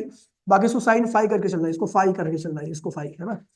तो ये आएगा परपेंडिकुलर बोले तो आर अपॉन में हाइपोटेन्यूस बोले तो R square plus X square under root में, है ना, ये हो गया। उसके बाद जब आप पूरा सॉल्व करो तो magnetic field at point P क्या होगा, कांस्टेंट क्या है, म्यू नॉट कांस्टेंट है, आई कांस्टेंट है, आर कांस्टेंट है, 4 पाई, ये नीचे वाली टर्म भी कांस्टेंट होगी। इसका स्क्वायर करोगे तो क्या होगा, अंडर रूट कैंसिल हो जाएगा तो R square plus X square बचेगा। और इसका इसको देखोगे तो पावर हाफ है तो इसको लिखोगे R square plus X square की पावर 1/3/2 हो जाएगा। क्या आएगा, 3/2। और इंटीग्रेशन क्या होगा, डीएल पूरी लूप का। ठीक है, डीएल छोटा सा एलिमेंट है, इंटीग्रेट करोगे तो पूरा आ जाएगा। तो magnetic field at point P क्या आ जाएगा आपका, म्यू नॉट आई आर, इसको करोगे तो क्या होगा 2 पाई आर, और ये जाएगा आपका 4 pi R square plus X square की पावर 3/2। इसको फिर सिंप्लीफाई करो तो magnetic field at point P क्या आ गया आपका, mu naught I 2 pi R square upon में 4 pi R square plus X square की पावर 3/2। ये देख लीजिए। ठीक है, और भी इसको आगे मैंने सॉल्व कर रखा तो उसमें आप देख ही लोगे। ठीक है, अगला बोलो। एम्पियर सर्किट लॉ आता है तो भैया, एम्पियर सर्किट लॉ क्या कहता है, कहता है भैया एक करंट कैरिंग लूप है। ठीक है, इसके चारों ओर ये मैग्नेटिक लूप जिसको एम्पीरियल लूप कहते हैं, एलिमेंट की लंबाई क्या डीएल है, दूरी क्या आर है, यहाँ पर मैग्नेटिक फील्ड क्या होगी बी। तो कह रहा है इंटीग्रेशन ऑफ बी डीएल जो होगा, ये करंट क्या आई, वो हमेशा किसके बराबर होगा, म्यू नॉट म्यू नॉट आई के बराबर होगा। ठीक है, अच्छा यहाँ पर कॉस थीटा भी लगता है। यहाँ पर अगर आप देखोगे तो ये इसको लिखेंगे क्योंकि रिजल्ट स्केलर है, ये दोनों क्या है वेक्टर है, तो इससे लिखो B D L cos theta. Theta किसके बीच का एंगल है, मैग्नेटिक फील्ड और करंट एम्पीरियल लूप के एलिमेंट के बीच का एंगल है, म्यू नॉट आई के बराबर होता है। इसको और भी लिख सकते हैं तो बी कॉस हटाओगे तो B vector dot D L vector equals to क्या होता है, म्यू नॉट आई के बराबर आ जाएगा। तो ये ampere circuit law proof of the syllabus इसका। बोलो ये तो मैं ऐसा कह रहा था, हाँ? ब्यूरो टाइप पर 2 बार जो आता है, 2 बार आता है। क्या ब्यूरो टाइप पर 2 बार जो आता है, तो हम्म आता है कराना वो कराने का। Magnetic field due to infinite long wire application है एम्पियर सर्किट लॉ के। ठीक है, तो देखिए भैया ये आपका इनफाइनाइट लॉन्ग वायर है, करंट आई है, आर डिस्टेंस पर आपको मैग्नेटिक फील्ड निकालनी है। तो एलिमेंट क्या डीएल है और ये क्या मैग्नेटिक फील्ड क्या भी है। तो इंटीग्रेशन ऑफ बी डीएल किसके बराबर होगा, म्यू नॉट आई के। आपको बता दो इस लूप के हर एक पॉइंट पर मैग्नेटिक फील्ड क्या होती है, सेम होती है। ठीक है, तो बाहर निकाल दो, अंदर क्या होगा डीएल और ये क्या होगा म्यू नॉट आई। तो इंटीग्रेशन डीएल क्या है, छोटा सा एलिमेंट है, इंटीग्रेट करोगे तो क्या होगा, लूप का सर्कमफेरेंस के बराबर आएगा ना, 2 pi R mu naught I upon, तो बी इक्वल्स में क्या होगा, म्यू नॉट आई अपॉन में 2 पाई आर। ठीक है, फिर आता है एक magnetic field long straight cylinder. ये एनसीईआरटी का क्वेश्चन है, काफी ज्यादा हॉट है। Magnetic field due to infinite long कल ये आ जाए तो आश्चर्य मत होना, क्योंकि आ सकता है। Magnetic field to long straight cylinder, ठीक है। तो लॉन्ग स्ट्रेट सिलेंडर की वजह से जो मैग्नेटिक फील्ड होगी, ये लॉन्ग स्ट्रेट सिलेंडर है, इनफाइनाइट है इसकी लेंथ, ठीक है। अब मैं इसकी फाइनाइट लेंथ ही बना रहा हूँ, बाकी ये दोनों एंड से क्या है, इनफाइनाइट है। इसकी खुद की रेडियस क्या है, आर है। आपको पहले ए पॉइंट पर मैग्नेटिक फील्ड निकालनी है, फिर बी पॉइंट पर निकालनी है, फिर सी पॉइंट पर निकालनी है। अब ए पॉइंट पर अगर मुझे मैग्नेटिक फील्ड निकालनी है तो मैंने इसको मैग्नेटिक लूप बना दिया, क्योंकि बगैर एम्पियर सर्किट लॉ के हो नहीं सकता। अच्छा, इसकी रेडियस क्या ली है, स्मॉल आर, क्या लिया, ये एम्पीरियन लूप है। तो यहाँ पे जो मैग्नेटिक फील्ड होगी वो इस तरीके से होगी, और जो एलिमेंट होगा इस तरीके से होगा। आपको बता दूं, एक सर्कुलर लूप के केस में बी और डीएल दोनों एक दूसरे क्या होते हैं, पैरेलल होते हैं ना। तो भैया इंटीग्रेशन ऑफ एट पॉइंट मैं ए पे गया हूँ, और ए की जो एम्पीरियल लूप की रेडियस है वो सिलेंडर के एक्चुअल रेडियस से क्या है, बड़ी। तो इंटीग्रेशन ऑफ बी डीएल, आपको बता दूं यहाँ पे कॉस लिखने की आवश्यकता नहीं है, क्योंकि बी और डीएल एक दूसरे के पैरेलल ही होते हैं हमेशा, ठीक है। इस सर्कुलर लूप के केस में ना, म्यू नॉट आई।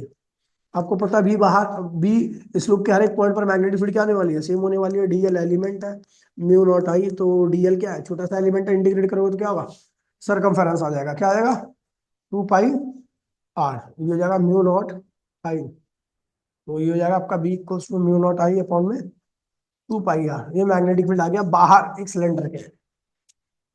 एट पॉइंट बी की बात करता हूँ। बी पॉइंट जो है उसमें एम्पीरियल लूप जो भी खींचोगे उसकी रेडियस सिलेंडर के बराबर आएगी, है ना।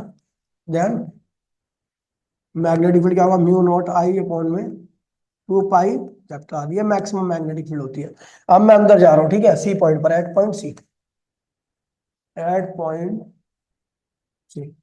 पॉइंट के लिए जो एम्पीरियल लूप खींचोगे आप, ये लूप खींच रहे हो, एम्पीरियल लूप खींचोगे तो इसका साइज क्या होगा, छोटा होगा, ठीक है, लेस देन कैपिटल आर। तो इंटीग्रेशन ऑफ बी डीएल। अच्छा, इसके दो केस होते हैं, पहले ले रहे हैं होलो, क्या ले रहे हैं, और दूसरे केस में क्या लूंगा, सॉलिड, अगर सिलेंडर सॉलिड है, ठीक है। होलो केस में आपको पता है magnetic field DL, circular loop बना रखी है, एम्पीरियल लूप की शेप कैसी है, सर्कुलर है। तो आपको ये बता दो बीडीएल का वैल्यू क्या होगी, म्यू नॉट करंट इनटू। अब आपको पता भी ये लूप, तो ये होलो सिलेंडर है, तो इस लूप के अंदर कोई करंट ही नहीं आएगा, है ना। उस करंट की वैल्यू क्या होगी, 0 होगी। तो ये डीएल और ये क्या होगा, 0, तो बी बराबर में 0। मैग्नेटिक फील्ड क्या आ गया, 0 आ गया अंदर से। अच्छा, सॉलिड सिलेंडर है, अगर सिलेंडर आपका सॉलिड है तो भैया मटेरियल होगा तो उसके अंदर से करंट भी पास करेगा। उस करंट की वैल्यू मैंने क्या ले ली, आई डैश ले ली, क्या ले ली, आई डैश ले ली छोटे से। तो ये क्या हुआ, B dl mu naught I dash की वैल्यू आप आसानी से निकाल सकते हो कि करंट डेंसिटी इनटू में एरिया ऑफ लूप। करंट क्या होता है, करंट डेंसिटी इनटू में एरिया ऑफ लूप। उस लूप के ऊपर हर जगह पे मैग्नेटिक फील्ड क्या होगी, सेम ही होगी, डीएल म्यू नॉट। और करंट क्या होता है, करंट डेंसिटी इनटू में एरिया, ठीक है।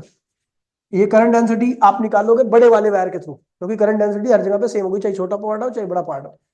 बी डीएल क्या होगा, 2 पाई आर। और म्यू नॉट करंट डेंसिटी क्या होगी, पूरे वायर पे करंट कितना है, आई। कितना करंट है, इस पूरे वायर के ऊपर कुल करंट कितना फ्लो कर रहा है, आई। और इस पूरे वायर का क्रॉस सेक्शन एरिया कितना है, तो 2 पाई आर स्क्वायर, क्या होगा। और छोटा वाला एरिया कितना है इसका, तो इसकी रेडियस क्या है, स्मॉल आर है, क्या है, स्मॉल आर। तो एरिया क्या होगा, pi small R square. Solve करोगे तो आपकी मैग्नेटिक फील्ड की वैल्यू देखिए, पाई से पाई कैंसिल हो गया, ठीक है, एक आर से एक आर ये वाला कैंसिल हो गया, तो आपका आएगा mu naught I small R upon में 2 पाई कैपिटल आर स्क्वायर।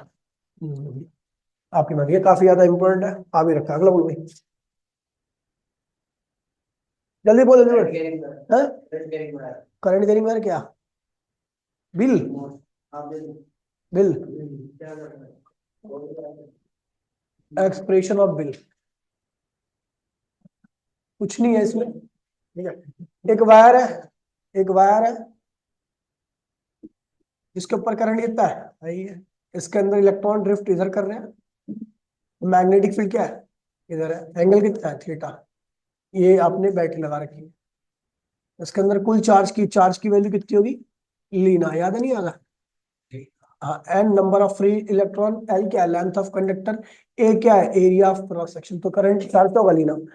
एक चार्ज पे कुल चार्ज इतना है, ठीक है। और चार्ज पार्टिकल जब मैग्नेटिक फील्ड के अंदर, ये सारे चार्ज मूव कर रहे हैं ना, कितनी स्पीड से, ड्रिफ्ट वेलोसिटी की स्पीड से, तो फोर्स कितना होता है, फोर्स होता है भैया B Q V, B Q V sine theta.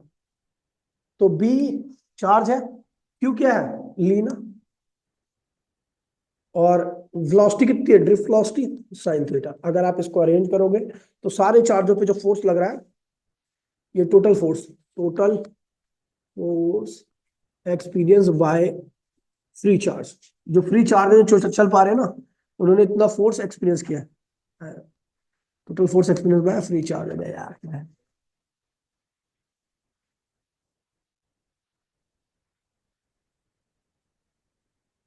Experience by free charge. Free charge, जितना फ्री चार्ज पे फोर्स लगेगा, कुल फोर्स उतना ही क्या होगा, फोर्स ऑन कंडक्टर, क्या होगा, फोर्स ऑन कंडक्टर के ऊपर लगने वाला कुल फोर्स, उसके ऊपर जो भी जितनी फ्री चार्ज है उन सब पे लगने वाले कुल फोर्स के बराबर होता है। तो अगर आप इसको अरेंज करोगे तो ये हो जाएगा V E N A, V ना हो गया, डबल ई होता ना, नहीं एक ही है, वी ना है ना, फिर क्या करो, एल बाहर निकाल दो है ना, साइन थीटा। तो ये क्या हो गया, आई होता है एफ इक्वल्स टू में बिल साइन थीटा। अगला बोल भाई, ये नहीं है, लेफ्ट हैंड रूल लगा तो दो पैरेलल, ध्यान रखना, दो पैरेलल वायर के बीच में अगर सेम डायरेक्शन में करंट है तो अट्रैक्शन, अपोजिट डायरेक्शन में तो रिपल्शन, बता रखा मैंने 100 बार। अगला बोलो, है torque on current carrying coil, torque on current carrying, सबसे ज्यादा डेरिवेशन इसी में ही ना, torque on current carrying coil. अगर करंट कैरिंग कॉइल को देखोगे तो एक कॉइल बनती है आर्म से मिलकर के, चार आर्म बना लो, या फिर सर्कुलर कॉइल के लिए भी आपका वैलिड है, रेक्टेंगुलर कॉइल कर रहे हैं हम, ठीक है। ये कॉइल है, ठीक है, इसको मैग्नेटिक फील्ड में रखा गया और ये घूम रही है, क्यों, क्योंकि भैया थीटा, ये 90, ये भी 90, और ये क्या है, थीटा है ना। इसकी लंबाई क्या है, यहाँ से यहाँ तक की एल है, इसकी चौड़ाई यहाँ से यहाँ तक की क्या है, बी है, मैग्नेटिक फील्ड में रखा गया B.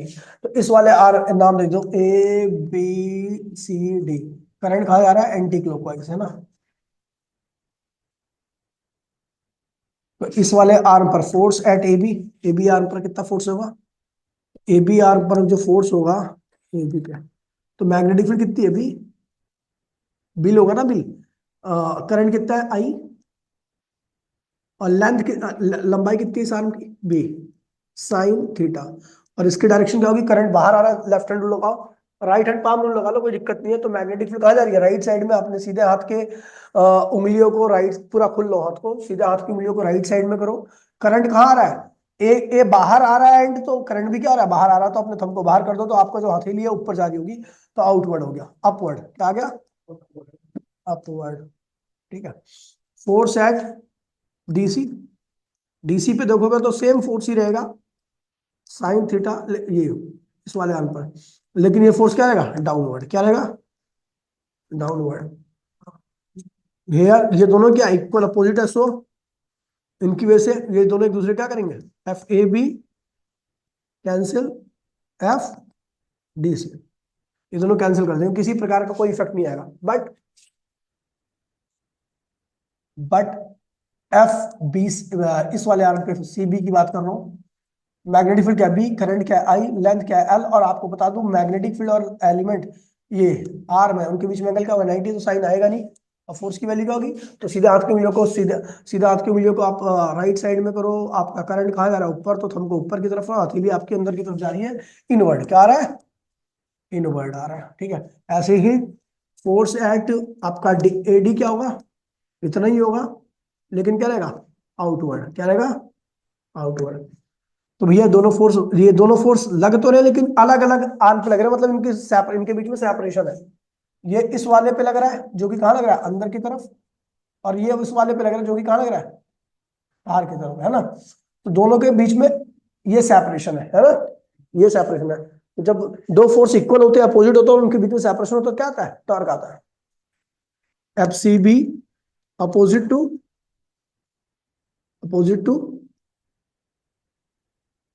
FAD, but having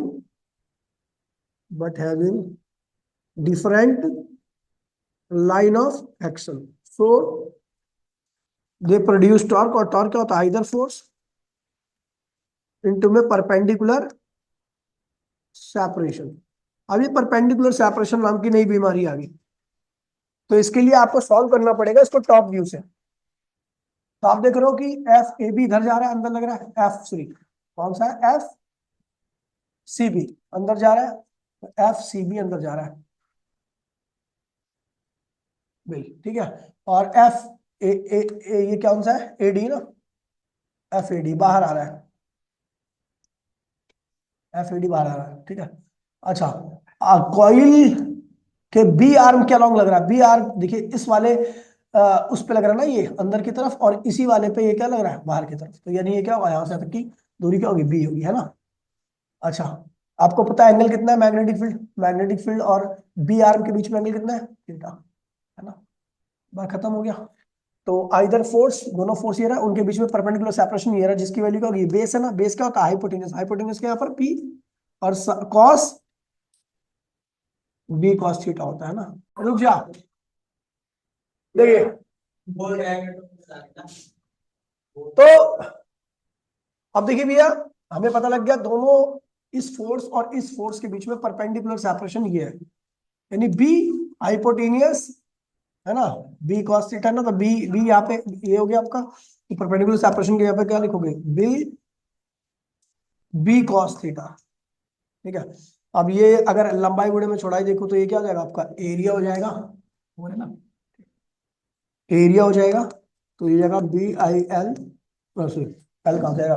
BIA cos theta, है ना। अच्छा, मैं कहता हूँ coil consist with and turn के लिए क्या हो जाएगा? तो ये जाएगा बीना, क्या हो जाएगा?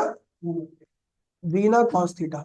अच्छा, इसको साइन में कन्वर्ट करना आना चाहिए आपको, क्योंकि ये नॉर्मल है, क्या है ये? एरिया नॉर्मल, ठीक है। और ये है आपकी मैग्नेटिक फील्ड, तो ये थीटा, तो ये भी थीटा होगा, तो इनके बीच का एंगल क्या होगा? अल्फा। थीटा और अल्फा का सम क्या होगा? 90, यार theta plus alpha equals to में क्या हो जाएगा? 90, है ना। तो थीटा की वैल्यू होगी 90 माइनस अल्फा। तो जब आप ये थीटा की वैल्यू 90 माइनस अल्फा रखोगे ना, कॉस 90 माइनस थीटा, तो ये जाएगा आपका साइन थीटा। लेकिन दोनों के कॉस में जब फॉर्मूला, कॉस का फॉर्मूला यूज करोगे, तो उस केस में आपको कॉइल और मैग्नेटिक फील्ड का थीटा एंगल यूज करना है, और जब आप नॉर्मल और मैग्नेटिक फील्ड का एंगल यूज करोगे तो आपको अल्फा यूज करना है, ठीक। अब इस चैप्टर में और कुछ नहीं है? अब यार भाई तुम तो सारे करवा लो। मैं थोड़ी कह रहा हूँ, तुम बता रहा हो क्या है ये। मूविंग कॉइल कैलेंडर मैं पूरा नहीं कराऊंगा, ऐसे ध्यान रखना, शंट नहीं कराऊंगा, ध्यान रखना, ठीक है। शंट आसान सा टॉपिक है, देख लेना उसमें। बस उसमें ये ध्यान रखना कि मैक्सिमम डिफ्लेक्शन करंट क्या होता है? ये आपका IG होता है, और जो रेंज होती है वो I होता है, ठीक है, न्यूमेरिकल करने के लिए। मूविंग कॉइल कैलेंडर, तो कैलेंडर में हमेशा डायग्राम ध्यान रखना कि टॉप व्यू होता है नॉर्थ, और ये क्या होगा? साउथ हो गया। ये टॉप व्यू देख रहे हो, ठीक है। तो ये कॉइल होगी, और ये ध्यान रखना कि मैग्नेटिक फील्ड जो होती है,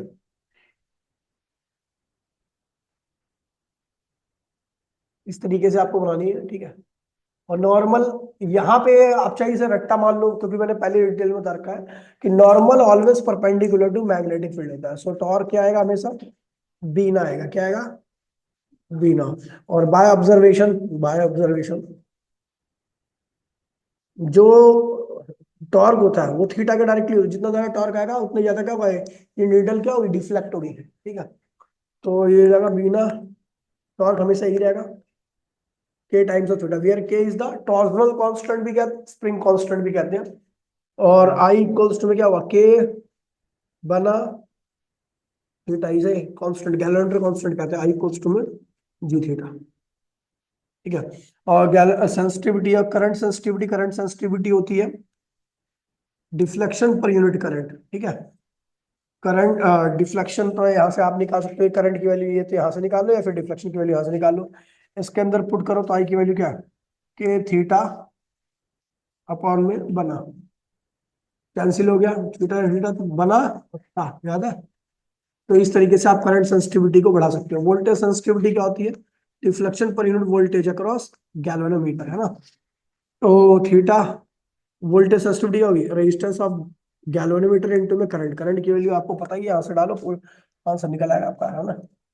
थीटा आर जी इंटू में आई की वैल्यू क्या है, के थीटा अपॉन में बना, थीटा थीटा कैंसिल हो गया तो क्या होगा? बना आर जी इंटू में एल, ये हो गया आपका। ठीक है, तो इस तरीके से आप ये कर सकते हो। उसके बाद फिर आते भैया और शंट, आप देख लेना, शंट आसान टॉपिक है, ठीक है। क्वेश्चन भी जो मैंने दो करा रखे हैं उसके बियॉन्ड कुछ नहीं आएगा मेरे ख्याल, शंट आउट ऑफ सिलेबस भी है, छोड़ वो देख लेना, उसमें आराम से हो जाएगा। अब आते भैया चैप्टर नंबर 5। चैप्टर अगर मैं 5 की बात करूं तो चैप्टर 5 में कोई भी डेरिवेशन आपके सिलेबस मतलब कि वो नहीं है, सब थ्योरी थ्योरी है, ठीक है। इसमें बस आपको एक डेरिवेशन हो सकता है रिलेशन बिटवीन, रिलेशन, हाँ इसमें प्रॉपर्टी ऑफ मैग्नेटिक मटेरियल याद करना, रिलेशन इन बिटवीन काई एंड म्यू आर। काई क्या, मैग्नेटिक ससेप्टेबिलिटी, म्यू आर क्या, रिलेटिव परमेबिलिटी, ठीक है। तो आपको याद है कि अगर मान लीजिए किसी भी मीडियम में कुल मैग्नेटिक फील्ड देखनी है तो क्या होती है भैया, मैग्नेटिक फील्ड स्पेस की और magnetic field due to magnetisation, magnetic field due to magnetisation. तो टोटल मैग्नेटिक फील्ड किसके बराबर, यहाँ पे total magnetic field, magnetic field in medium, magnetic field in medium equals to में, ये किसके बराबर है, म्यू नॉट एच के बराबर होगा। और ये क्या होगा, म्यू नॉट आई, चुप हो जा, आई के बराबर होगा। आई क्या, इंटेंसिटी ऑफ मैग्नेटाइजेशन, और एच क्या, मैग्नेटाइजिंग इंटेंसिटी, आपको याद होगा, ठीक है।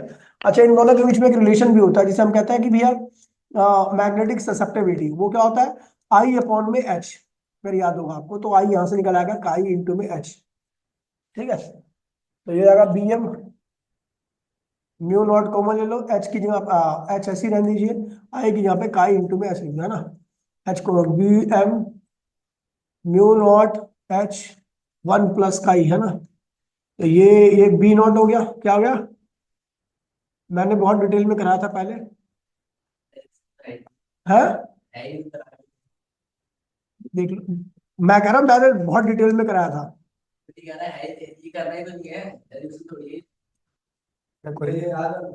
Mu bar equals to 1 plus का है, ये केवल 5th चैप्टर में से मेरे ख्याल से, अगर यही क्यूरी लॉ वगैरह तो ऐसी है, ठीक है।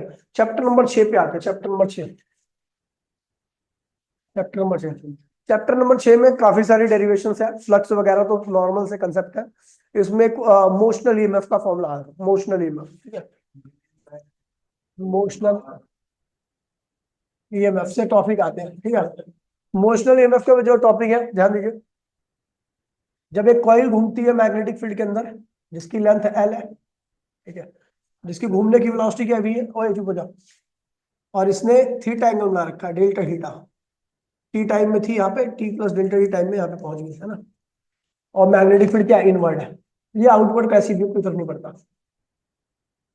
तो इसका थ्रू फ्लक्स क्या हुआ, डेल्टा फाई, डेल्टा फाई की वैल्यू क्या होगी, मैग्नेटिक फील्ड का यूनिफॉर्म है, एरिया क्या होगा, डेल्टा ए, और एंगल क्या होगा, जीरो ही होगा, क्योंकि आपको बता दूं, ठीक है, कॉइल के केस में चाहे इनवर्ड हो मैग्नेटिक फील्ड, चाहे आउटवर्ड हो, एरिया आप कॉस फाई की वैल्यू जीरो लेते हो, कॉस फाई 0 डिग्री, तो कॉस 1 हो गया, डेल्टा फाई क्या हो गया बी, डेल्टा ए क्या होगा, इस छोटे सेक्टर का एरिया, जो कि क्या होगा, सेक्टर का एरिया क्या होता है,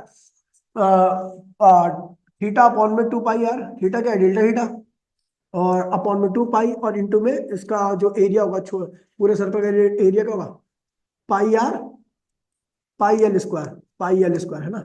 पाई आर स्क्वायर होता है ना, यहाँ पर रेडियस क्या है, एल के बराबर है, तो पाई आर, तो ये एरिया होता है सेक्टर सर्कल का, है ना।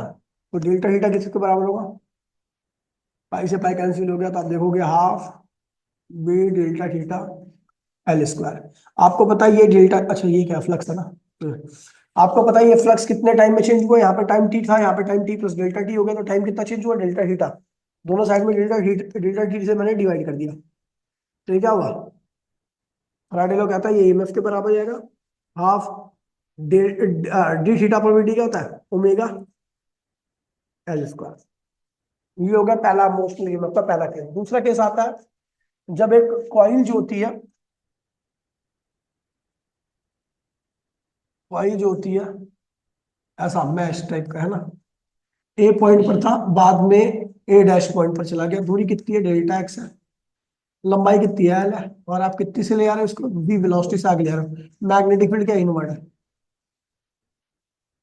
ठीक है। जो फ्लक्स चेंज हुआ, फ्लक्स कितना चेंज हुआ, इतने के अंदर, पहले यहाँ पे था ना, फिर यहाँ पे आ गया, तो फ्लक्स तो इतने का ही चेंज हुआ ना, तो उसको मैंने डेल्टा फाई ले लिया। डेल्टा फाई किसके बराबर होगा, magnetic field change in area. Area कितना चेंज हुआ है, तो यहाँ की लंबाई कितनी है, लंबाई कितनी है एल, चौड़ाई कितनी है डेल्टा, इसे डेल्टा ए ले लो, और एंगल क्या होगा, अभी भी जीरो ही होगा, ठीक है। तो बी डेल्टा ए की वैल्यू क्या होगी, लंबाई कितनी है एल, चौड़ाई कितनी है डेल्टा एक्स, ये डेल्टा फाई की वैल्यू होगी। आपको पता है यहाँ पे टाइम क्या था, टी, यहाँ पर टी प्लस डेल्टा टी हो गया, तो दोनों साइड में डेल्टा डी से आप डिवाइड कर दो, है ना। डिटेल में करा रखा है, वहां से एक बार आप देख लेना। तो ये क्या हुआ, ईएमएफ हो गया, ये क्या हुआ, B L, D D X upon D का होता है वेलोसिटी, बी एल बी हो गया, ठीक है। फिर इसमें एक टॉपिक आता है इंडक्टेंस,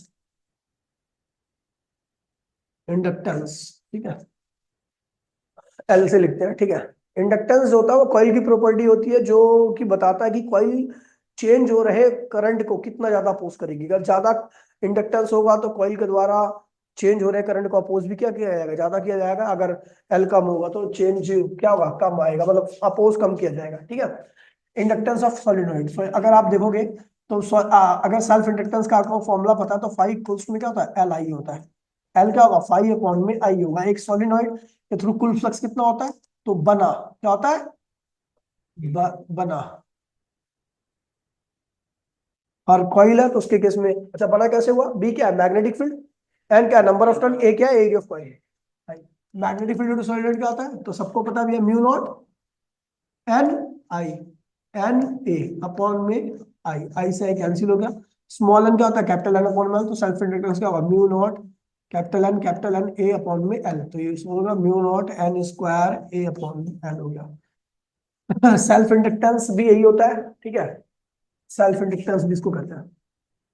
एसआई यूनिट क्या होती है, हेनरी होती है, सेल्फ इंडक्टेंस हो गया, ठीक है। उसके बाद फिर बात करते हैं म्यूचुअल इंडक्शन, किसका, म्यूचुअल इंडक्शन। म्यूचुअल इंडक्शन अगर आप देखोगे तो म्यूचुअल इंडक्शन दो कॉइल के बीच में होता है, ठीक है। इसकी भी एसआई यूनिट क्या होती है, हेनरी होती है, मैंने 50 बार करा रखा है, ठीक है। ये कॉइल है, इसके ऊपर दूसरी कॉइल लपेटी गई है, सबसे मैक्सिमम इंडक्शन इसी केस में होगा, ठीक है। तो अगर मान लीजिए मैं म्यूचुअल इंडक्शन की अगर आपको बात हो तो ये देखिए, इसमें क्या होता है, एक कॉइल के अंदर करंट होता है, दूसरी कॉइल के अंदर करंट ही नहीं होता। जिसके अंदर करंट नहीं होता उसका फ्लक्स चेंज होता है और उसी का म्यूचुअल इंडक्शन होता है, ठीक है। सेल्फ इंडक्टेंस तो उसी कॉइल का होता है जिसके अंदर करंट होता है, लेकिन म्यूचुअल इंडक्शन उस कॉइल का होता है जिसके अंदर करंट ही नहीं होता, ठीक है। तो मैंने मान लिया करंट किसके अंदर है, पहली के अंदर करंट है, पहली के अंदर करंट है, दूसरी के अंदर करंट क्या है भैया, जीरो है। दोनों का एरिया सेम है, सब कुछ सेम है, नंबर ऑफ टर्न अलग अलग है। तो यहाँ पर करंट किसके अंदर है, पहली के अंदर, तो म्यूचुअल इंडक्शन किसका होगा, दूसरी का। टोटल फ्लक्स दूसरी का किसके बराबर होगा, म्यूचुअल इंडक्शन ऑफ दूसरी इंटू में करंट किसका है भैया, पहली का, ठीक है। तो म्यूचुअल इंडक्शन निकालना है हमें M2, M2 किसके बराबर होगा, फाइव टू अपॉन में I1, फाइव टू किसके बराबर होगा, बना, किसके बराबर होगा, मैग्नेटिक फील्ड किसकी होगी, जिसके अंदर करंट है, एरिया दोनों का सेम है, और नंबर ऑफ टर्न किसका होगा, जिसके थ्रू फ्लक्स निकाल लो, जो कि N2 होगा, अपॉन में क्या होगा, I1। इसको M2 सॉल्व करोगे तो क्या होगा, B किसके बराबर होगा, म्यू नॉट N1 I1 और ये क्या हुआ, A N1 अपॉन में I1 से I1 कैंसिल हो गया भैया। इसको सॉल्व करोगे तो म्यूचुअल इंडक्शन की वैल्यू क्या आएगी, स्मॉल एन की वैल्यू, स्मॉल एन की वैल्यू क्या होगी, म्यू नॉट N1 N2 और N2 है ना यहाँ पे, N2 A अपॉन में L। ये हो गया M2 की वैल्यू, किसकी होगी, M1 की वैल्यू भी बिल्कुल सेम आएगी। तो ये म्यूचुअल इंडक्शन निकालने का वो होगा, चलेगा, ठीक है। अब आते हैं चैप्टर नंबर 7 में।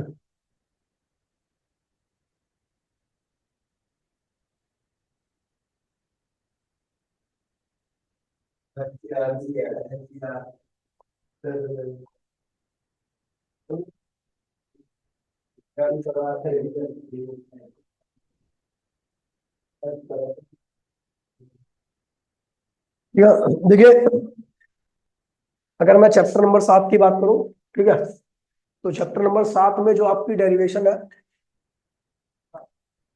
चैप्टर 7, ठीक है। चैप्टर 7 में पहले आरएमएस वैल्यू है, क्या है, आरएमएस वैल्यू। आरएमएस वैल्यू निकालने के लिए ध्यान रखना, आसान तरीका है, ठीक है। आपको पता होना चाहिए करंट क्या होता है, I naught sine omega T, EMF क्या होता है, E naught sine omega T. लेकिन साइन साइन लगा तो उसका मतलब सर्किट क्या होगा, रेजिस्टिव सर्किट होगा। हमें आरएमएस वैल्यू निकालनी है, तो आरएमएस वैल्यू के लिए आप हीट निकालते हो किसी भी इंस्टेंट की। हीट का फॉर्मूला क्या होता है, आई स्क्वायर आर टी। तो यहाँ पर आई स्क्वायर आर इंटू में डी टी करोगे, क्योंकि आप एसी करंट के थ्रू निकाल रहे हो, तो आपको इंस्टेंट पे निकालना पड़ेगा, टोटल हीट निकालनी पड़ेगी। तो डीएच क्या होगा आपका, I naught sine square square theta R into में डी टी, टोटल हीट निकाल। अच्छा अब इसको इंटीग्रेट नहीं कर सकते, तो डीएच इक्वल्स टू हमने क्या किया, आई नॉट स्क्वायर ऐसे लिख दिया, 2 से मल्टीप्लाई कर दिया साइन स्क्वायर थीटा, है ना, और 2 से डिवाइड कर दिया, और ये आर डी थीटा।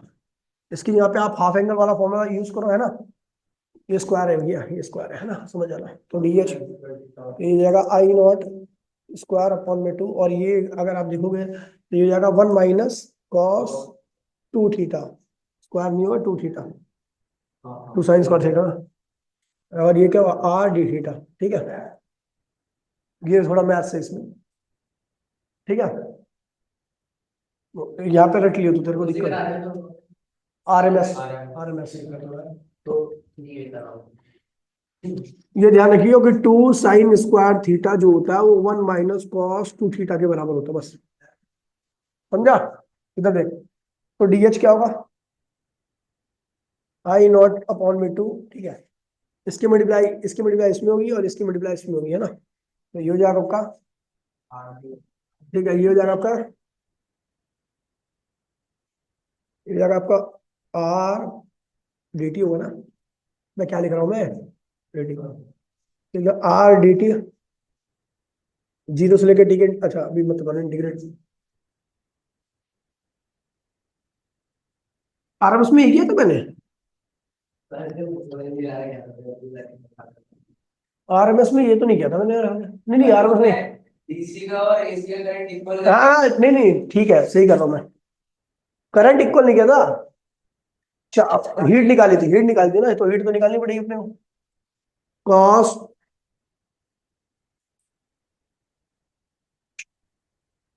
एक मिनट यार,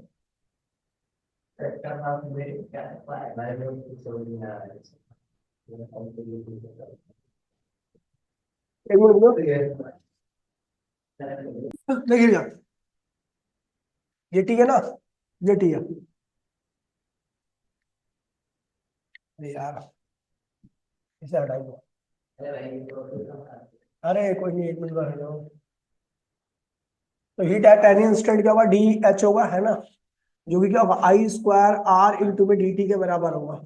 डी एच क्या हो जाएगा आपका, आई नॉट स्क्वायर, अच्छा आई नॉट साइन ओमेगा टी लिखना था मुझे, है ना, और आर इंटू में क्या हुआ डी टी हो गया, ये हो गया, ठीक है। टोटल हीट निकालने के, अच्छा डी एच इक्वल्स टू में क्या हो जाएगा, I naught square sine square omega T, है ना, और ये हो जाएगा आर इंटू में डी टी हो जाएगा, 2 से मल्टीप्लाई करो 2 से डिवाइड करो, तो डी एच इक्वल्स में क्या हुआ आई नॉट अपॉन में 2 हो गया, और ये हो जाएगा 1 माइनस कॉस 2 ओमेगा टी, है ना, आर इंटू में डी टी हो गया। टोटल हीट निकालनी है, टोटल हीट 0 टू, ठीक है, तो डीएच का क्या होगा, एच हो जाएगा, आई नॉट स्क्वायर बाहर आएगा अपॉन में 2, आर भी बाहर आएगा, है ना, क्या क्यों होगा, चार्ट दूंगा खींच के, चुपचाप बैठ गया जी बोले आ रहा है, ठीक है, आर बाहर आ गया, यहाँ पे डी टी बचा, तो यहाँ पे डी टी का इंटीग्रेशन 0 से लेकर टी, और यहाँ पे cos 2 omega T D T, 0 से टी के इंटरवल में ये क्या होता है, 0 होता है। तो एच क्या आया, आई नॉट स्क्वायर आर, और ये क्या हुआ यहाँ से कैपिटल टी आ गया अपॉन में 2 आ गया, ये होगी पहली इक्वेशन। अगर आप हीट ड्यू टू डीसी निकाल रहे हो, ये एसी के थ्रू हीट निकली है ना, हीट ड्यू टू डीसी निकाल रहे हो, तो हीट ड्यू टू डीसी क्या होगी आपको, आई स्क्वायर आर इंटू में टी, आई तो आई रहेगा, है ना, आर आर, अच्छा सेम ही है, फर्स्ट मैंने कह दिया if H A C equals to में एच डी सी, यानी क्या हुआ I naught R T upon में क्या हुआ 2 इक्वल्स टू में आई स्क्वायर आर टी, ये और ये कैंसिल हो गया, तो आई की वैल्यू क्या आ गई, आई अपॉन में अंडर रूट 2, और इसी ये डीसी का करंट है, डीसी करंट को क्या कहते हैं, आरएमएस वैल्यू क्या कहते हैं, ऐसी ई आर एम एस क्या होगा, तो रेजिस्टेंस से मल्टीप्लाई कर दो, इसमें रेजिस्टेंस से मल्टीप्लाई कर दो, क्या होगा ई नॉट अपॉन में अंडर रूट 2 हो जाएगा आपका, ठीक है। अगर बोलो भाई इम्पीडेंस, क्या? अच्छा, पीछे चैप्टर में एक टॉपिक छूट गया, एनर्जी स्टोर्ड इन वो इंडक्टर, हाँ इंडक्टर, वो भी है। वो भी अच्छा आएगा। Energy stored in inductor, energy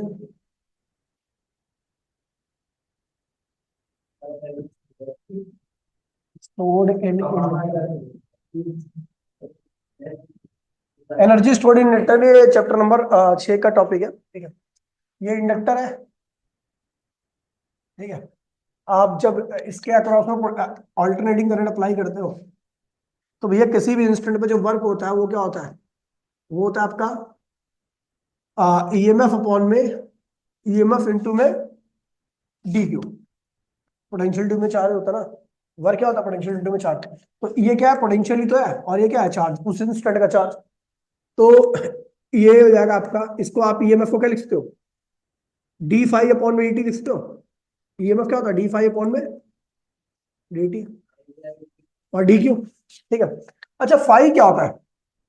phi होता है एल आई। फाई क्या होता है?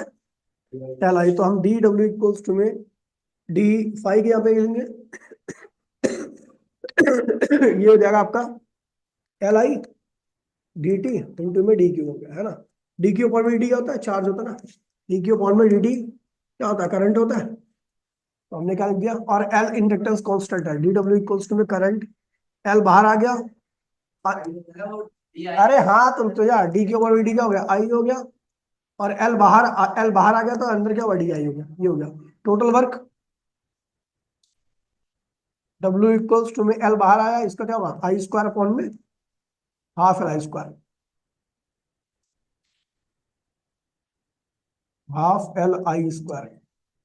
अच्छा, आपको ये ध्यान रखना, एनर्जी डेंसिटी जो आती है, एनर्जी डेंसिटी निकालने के लिए आपको मैग्नेटिक, ये मैग्नेटिक एनर्जी है, ठीक है।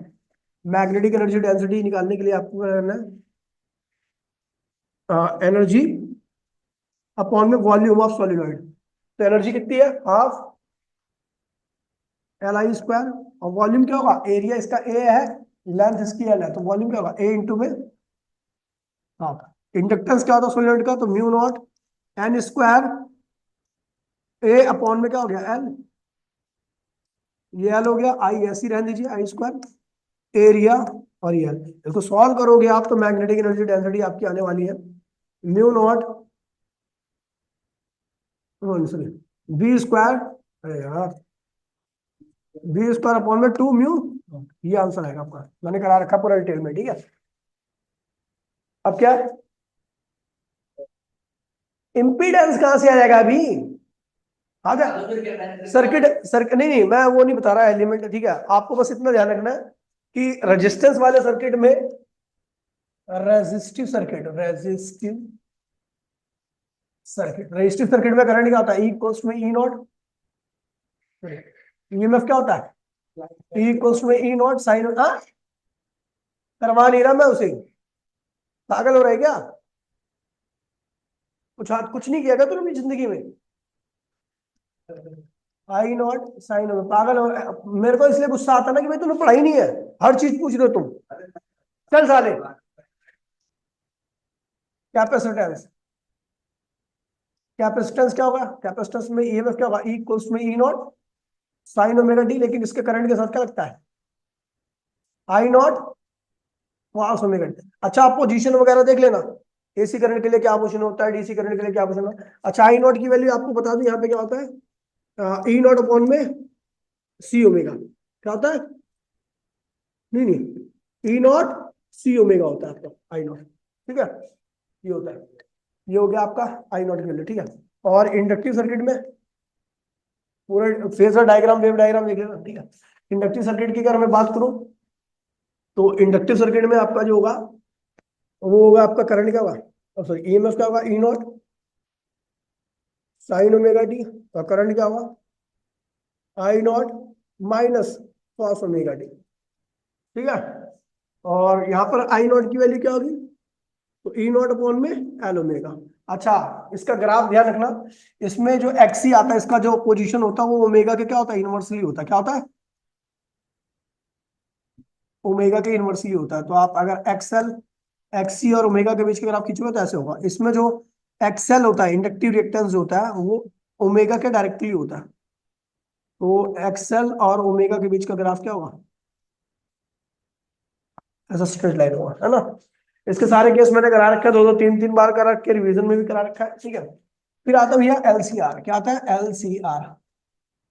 एलसीआर का जो डायग्राम स्टार्ट होगा, ठीक है, वो स्टार्ट ही होना है आपका फेजर डायग्राम से, ठीक है। तो ये हो गया आपका करंट।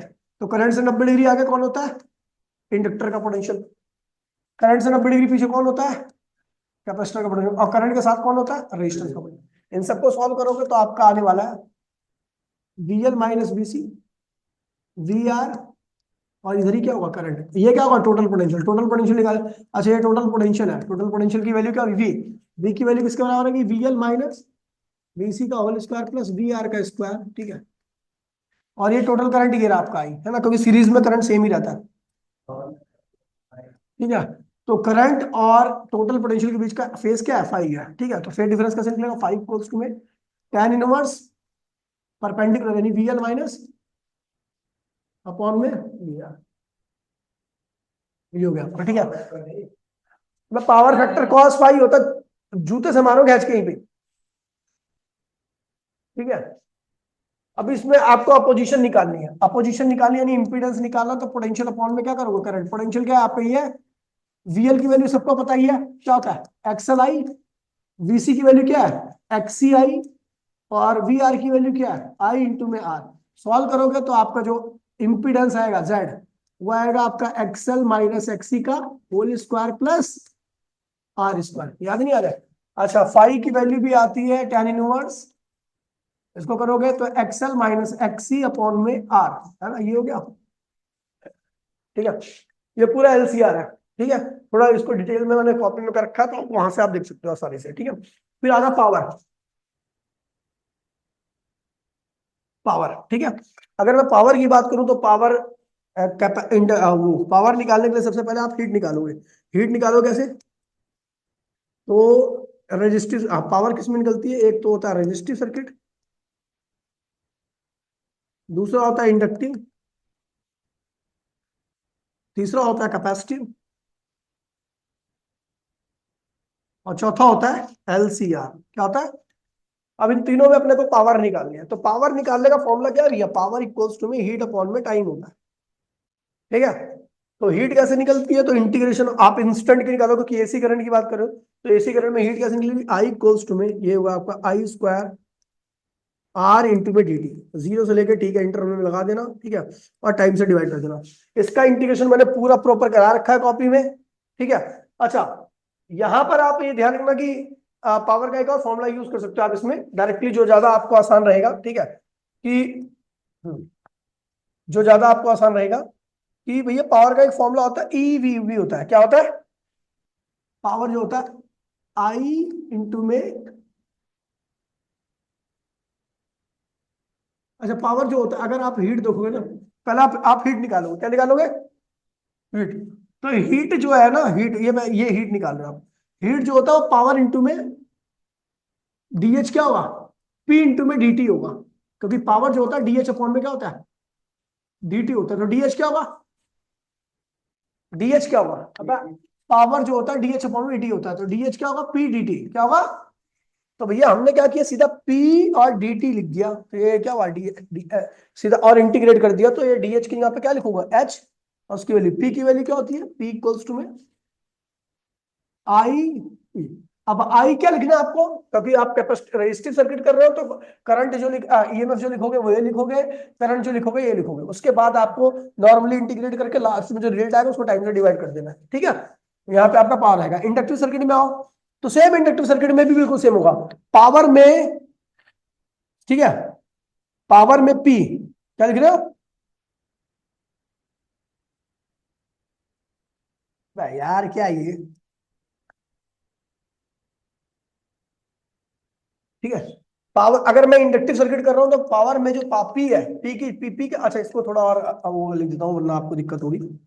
ये इसको लिख दिया आई इंटू में ई डी टी, और जीरो से लेकर टी, और अब आपको ज्यादा समझ में आएगा। अब आप एक कैपेसिटिव सर्किट कर रहे हो, तो कैपेसिटिव सर्किट में ईएमएफ यहाँ पे क्या लिखोगे? E naught sine omega T. Current की यहाँ पे क्या लिखोगे? इसके यहाँ पे I naught cos omega T D T, उसके बाद इंटीग्रेट करोगे ऐसे रिजल्ट आना जीरो, खत्म। ठीक है, जीरो से टी के इंटरवल में कॉस साइन दोनों का इंटीग्रेशन क्या होता है, जीरो होता है। फिर अगर आप इंडक्टिव कैपेसिटिव सर्किट करो, इंडक्टिव सर्किट एलसीआर करोगे, एलसीआर में ध्यान रखना कि एलसीआर अगर मैं देखूं, एलसीआर देखूं तो एलसीआर में जो करंट होता है ना, ईएमएफ तो आपको वही होता है, E equals to E naught sine omega T, लेकिन करंट जो होता है वो होता है I naught sine omega T plus five या ओमेगा टी माइनस फाइव। तो यहाँ पे आपको रखना है बिल्कुल, यहाँ पे बिल्कुल पावर का फॉर्मूला आपको बेसिक यही है। ठीक है, इसमें आप जिस सर्किट के लिए भी निकाल सकते हो सर्किट का करंट, उस सर्किट का ईएमएफ निकालोगे, आपका पावर यहाँ से इस तरीके से आ जाएगा। ठीक है, और आप देखोगे रजिस्टिव सर्किट में अगर आप देखोगे RC circuit, resistive circuit, R circuit, power आएगी आपकी E R M S, I R M S. और आप इंडक्टिव सर्किट की बात करो तो पावर क्या आएगी, जीरो। कैपेसिटिव सर्किट की बात करो तो भैया इसमें भी पावर क्या आएगी, जीरो। और एलसीआर में बात करोगे तो पावर आएगी आपकी I R M S, cos phi. Cos phi को कहते हैं पावर फैक्टर, क्या कहते हैं, पावर फैक्टर। और पावर फैक्टर आप यहां से निकाल सकते हो कि ये भैया देखिए, कॉस क्या होता है, बेस अपॉन में हाइपोटेनियस, तो बेस क्या हो गया भैया आपका, बेस हो गया आर, और हाइपोटेनियस क्या हो गया आपका भैया, ये हो गया X L minus X C whole square plus R. ठीक है, इस तरीके से आप कर सकते हो। ठीक है, ये हो गया। अच्छा, इसमें ट्रांसफॉर्मर, अब बेटा इसमें ट्रांसफॉर्मर और जनरेटर दोनों बहुत आसान टॉपिक है, इमोशनल ये में बेस्ड है, थ्योरी है, जितनी ज्यादा थ्योरी को आप 2 बार 3 बार पढ़ोगे वो क्लियर रहेगा। सेकंड बुक में मैं डेरिवेशन नहीं करा, लेकिन सेकंड बुक की कुछ डेरिवेशन जो है, जैसे अगर मैं रे ऑप्टिक्स में जाऊं तो रे ऑप्टिक्स में आपका प्रिज्म इंपोर्टेंट टॉपिक है ना, और आपका सिंपल माइक्रोस्कोप तो नहीं आएगा, कंपाउंड माइक्रोस्कोप और टेलीस्कोप आ सकता है आपका। ठीक है, और उसमें आ जाओ वेव ऑप्टिक्स में तो YDSC सबसे मेन है। ठीक है, और न्यूमेरिकल के ऊपर अगर देखोगे तो डिफ्रैक्शन भी काफी अच्छा टॉपिक है, और मैंने पीछे कई बार डिफ्रैक्शन करा भी रखा है। मॉडर्न फिजिक्स सबसे आसान है, और मैंने 2-3 बार उसको रिवीजन भी करा रखा है। सेमीकंडक्टर में ध्यान रखना, आपको करना क्या है, रेक्टिफायर। क्या करना है, रेक्टिफायर। ठीक है भैया, और एक आध दो क्वेश्चन में भेज दूंगा एनसीईआरटी के, वो बहुत आसान तरीके हैं। ठीक है, तो वहां से आप निकाल लेना। ठीक है भैया, तो मिलते हैं, वो पेपर बेस्ट ऑफ लक। कोई डाउट होगा तो मेरे से पूछ लेना। ठीक है, मैं तीनों वीडियो रिकॉर्डिंग को मर्ज करके एक साथ भेज दे रहा हूँ। ठीक है, टाटा बाय बाय, जय हिंद जय भारत। हाँ।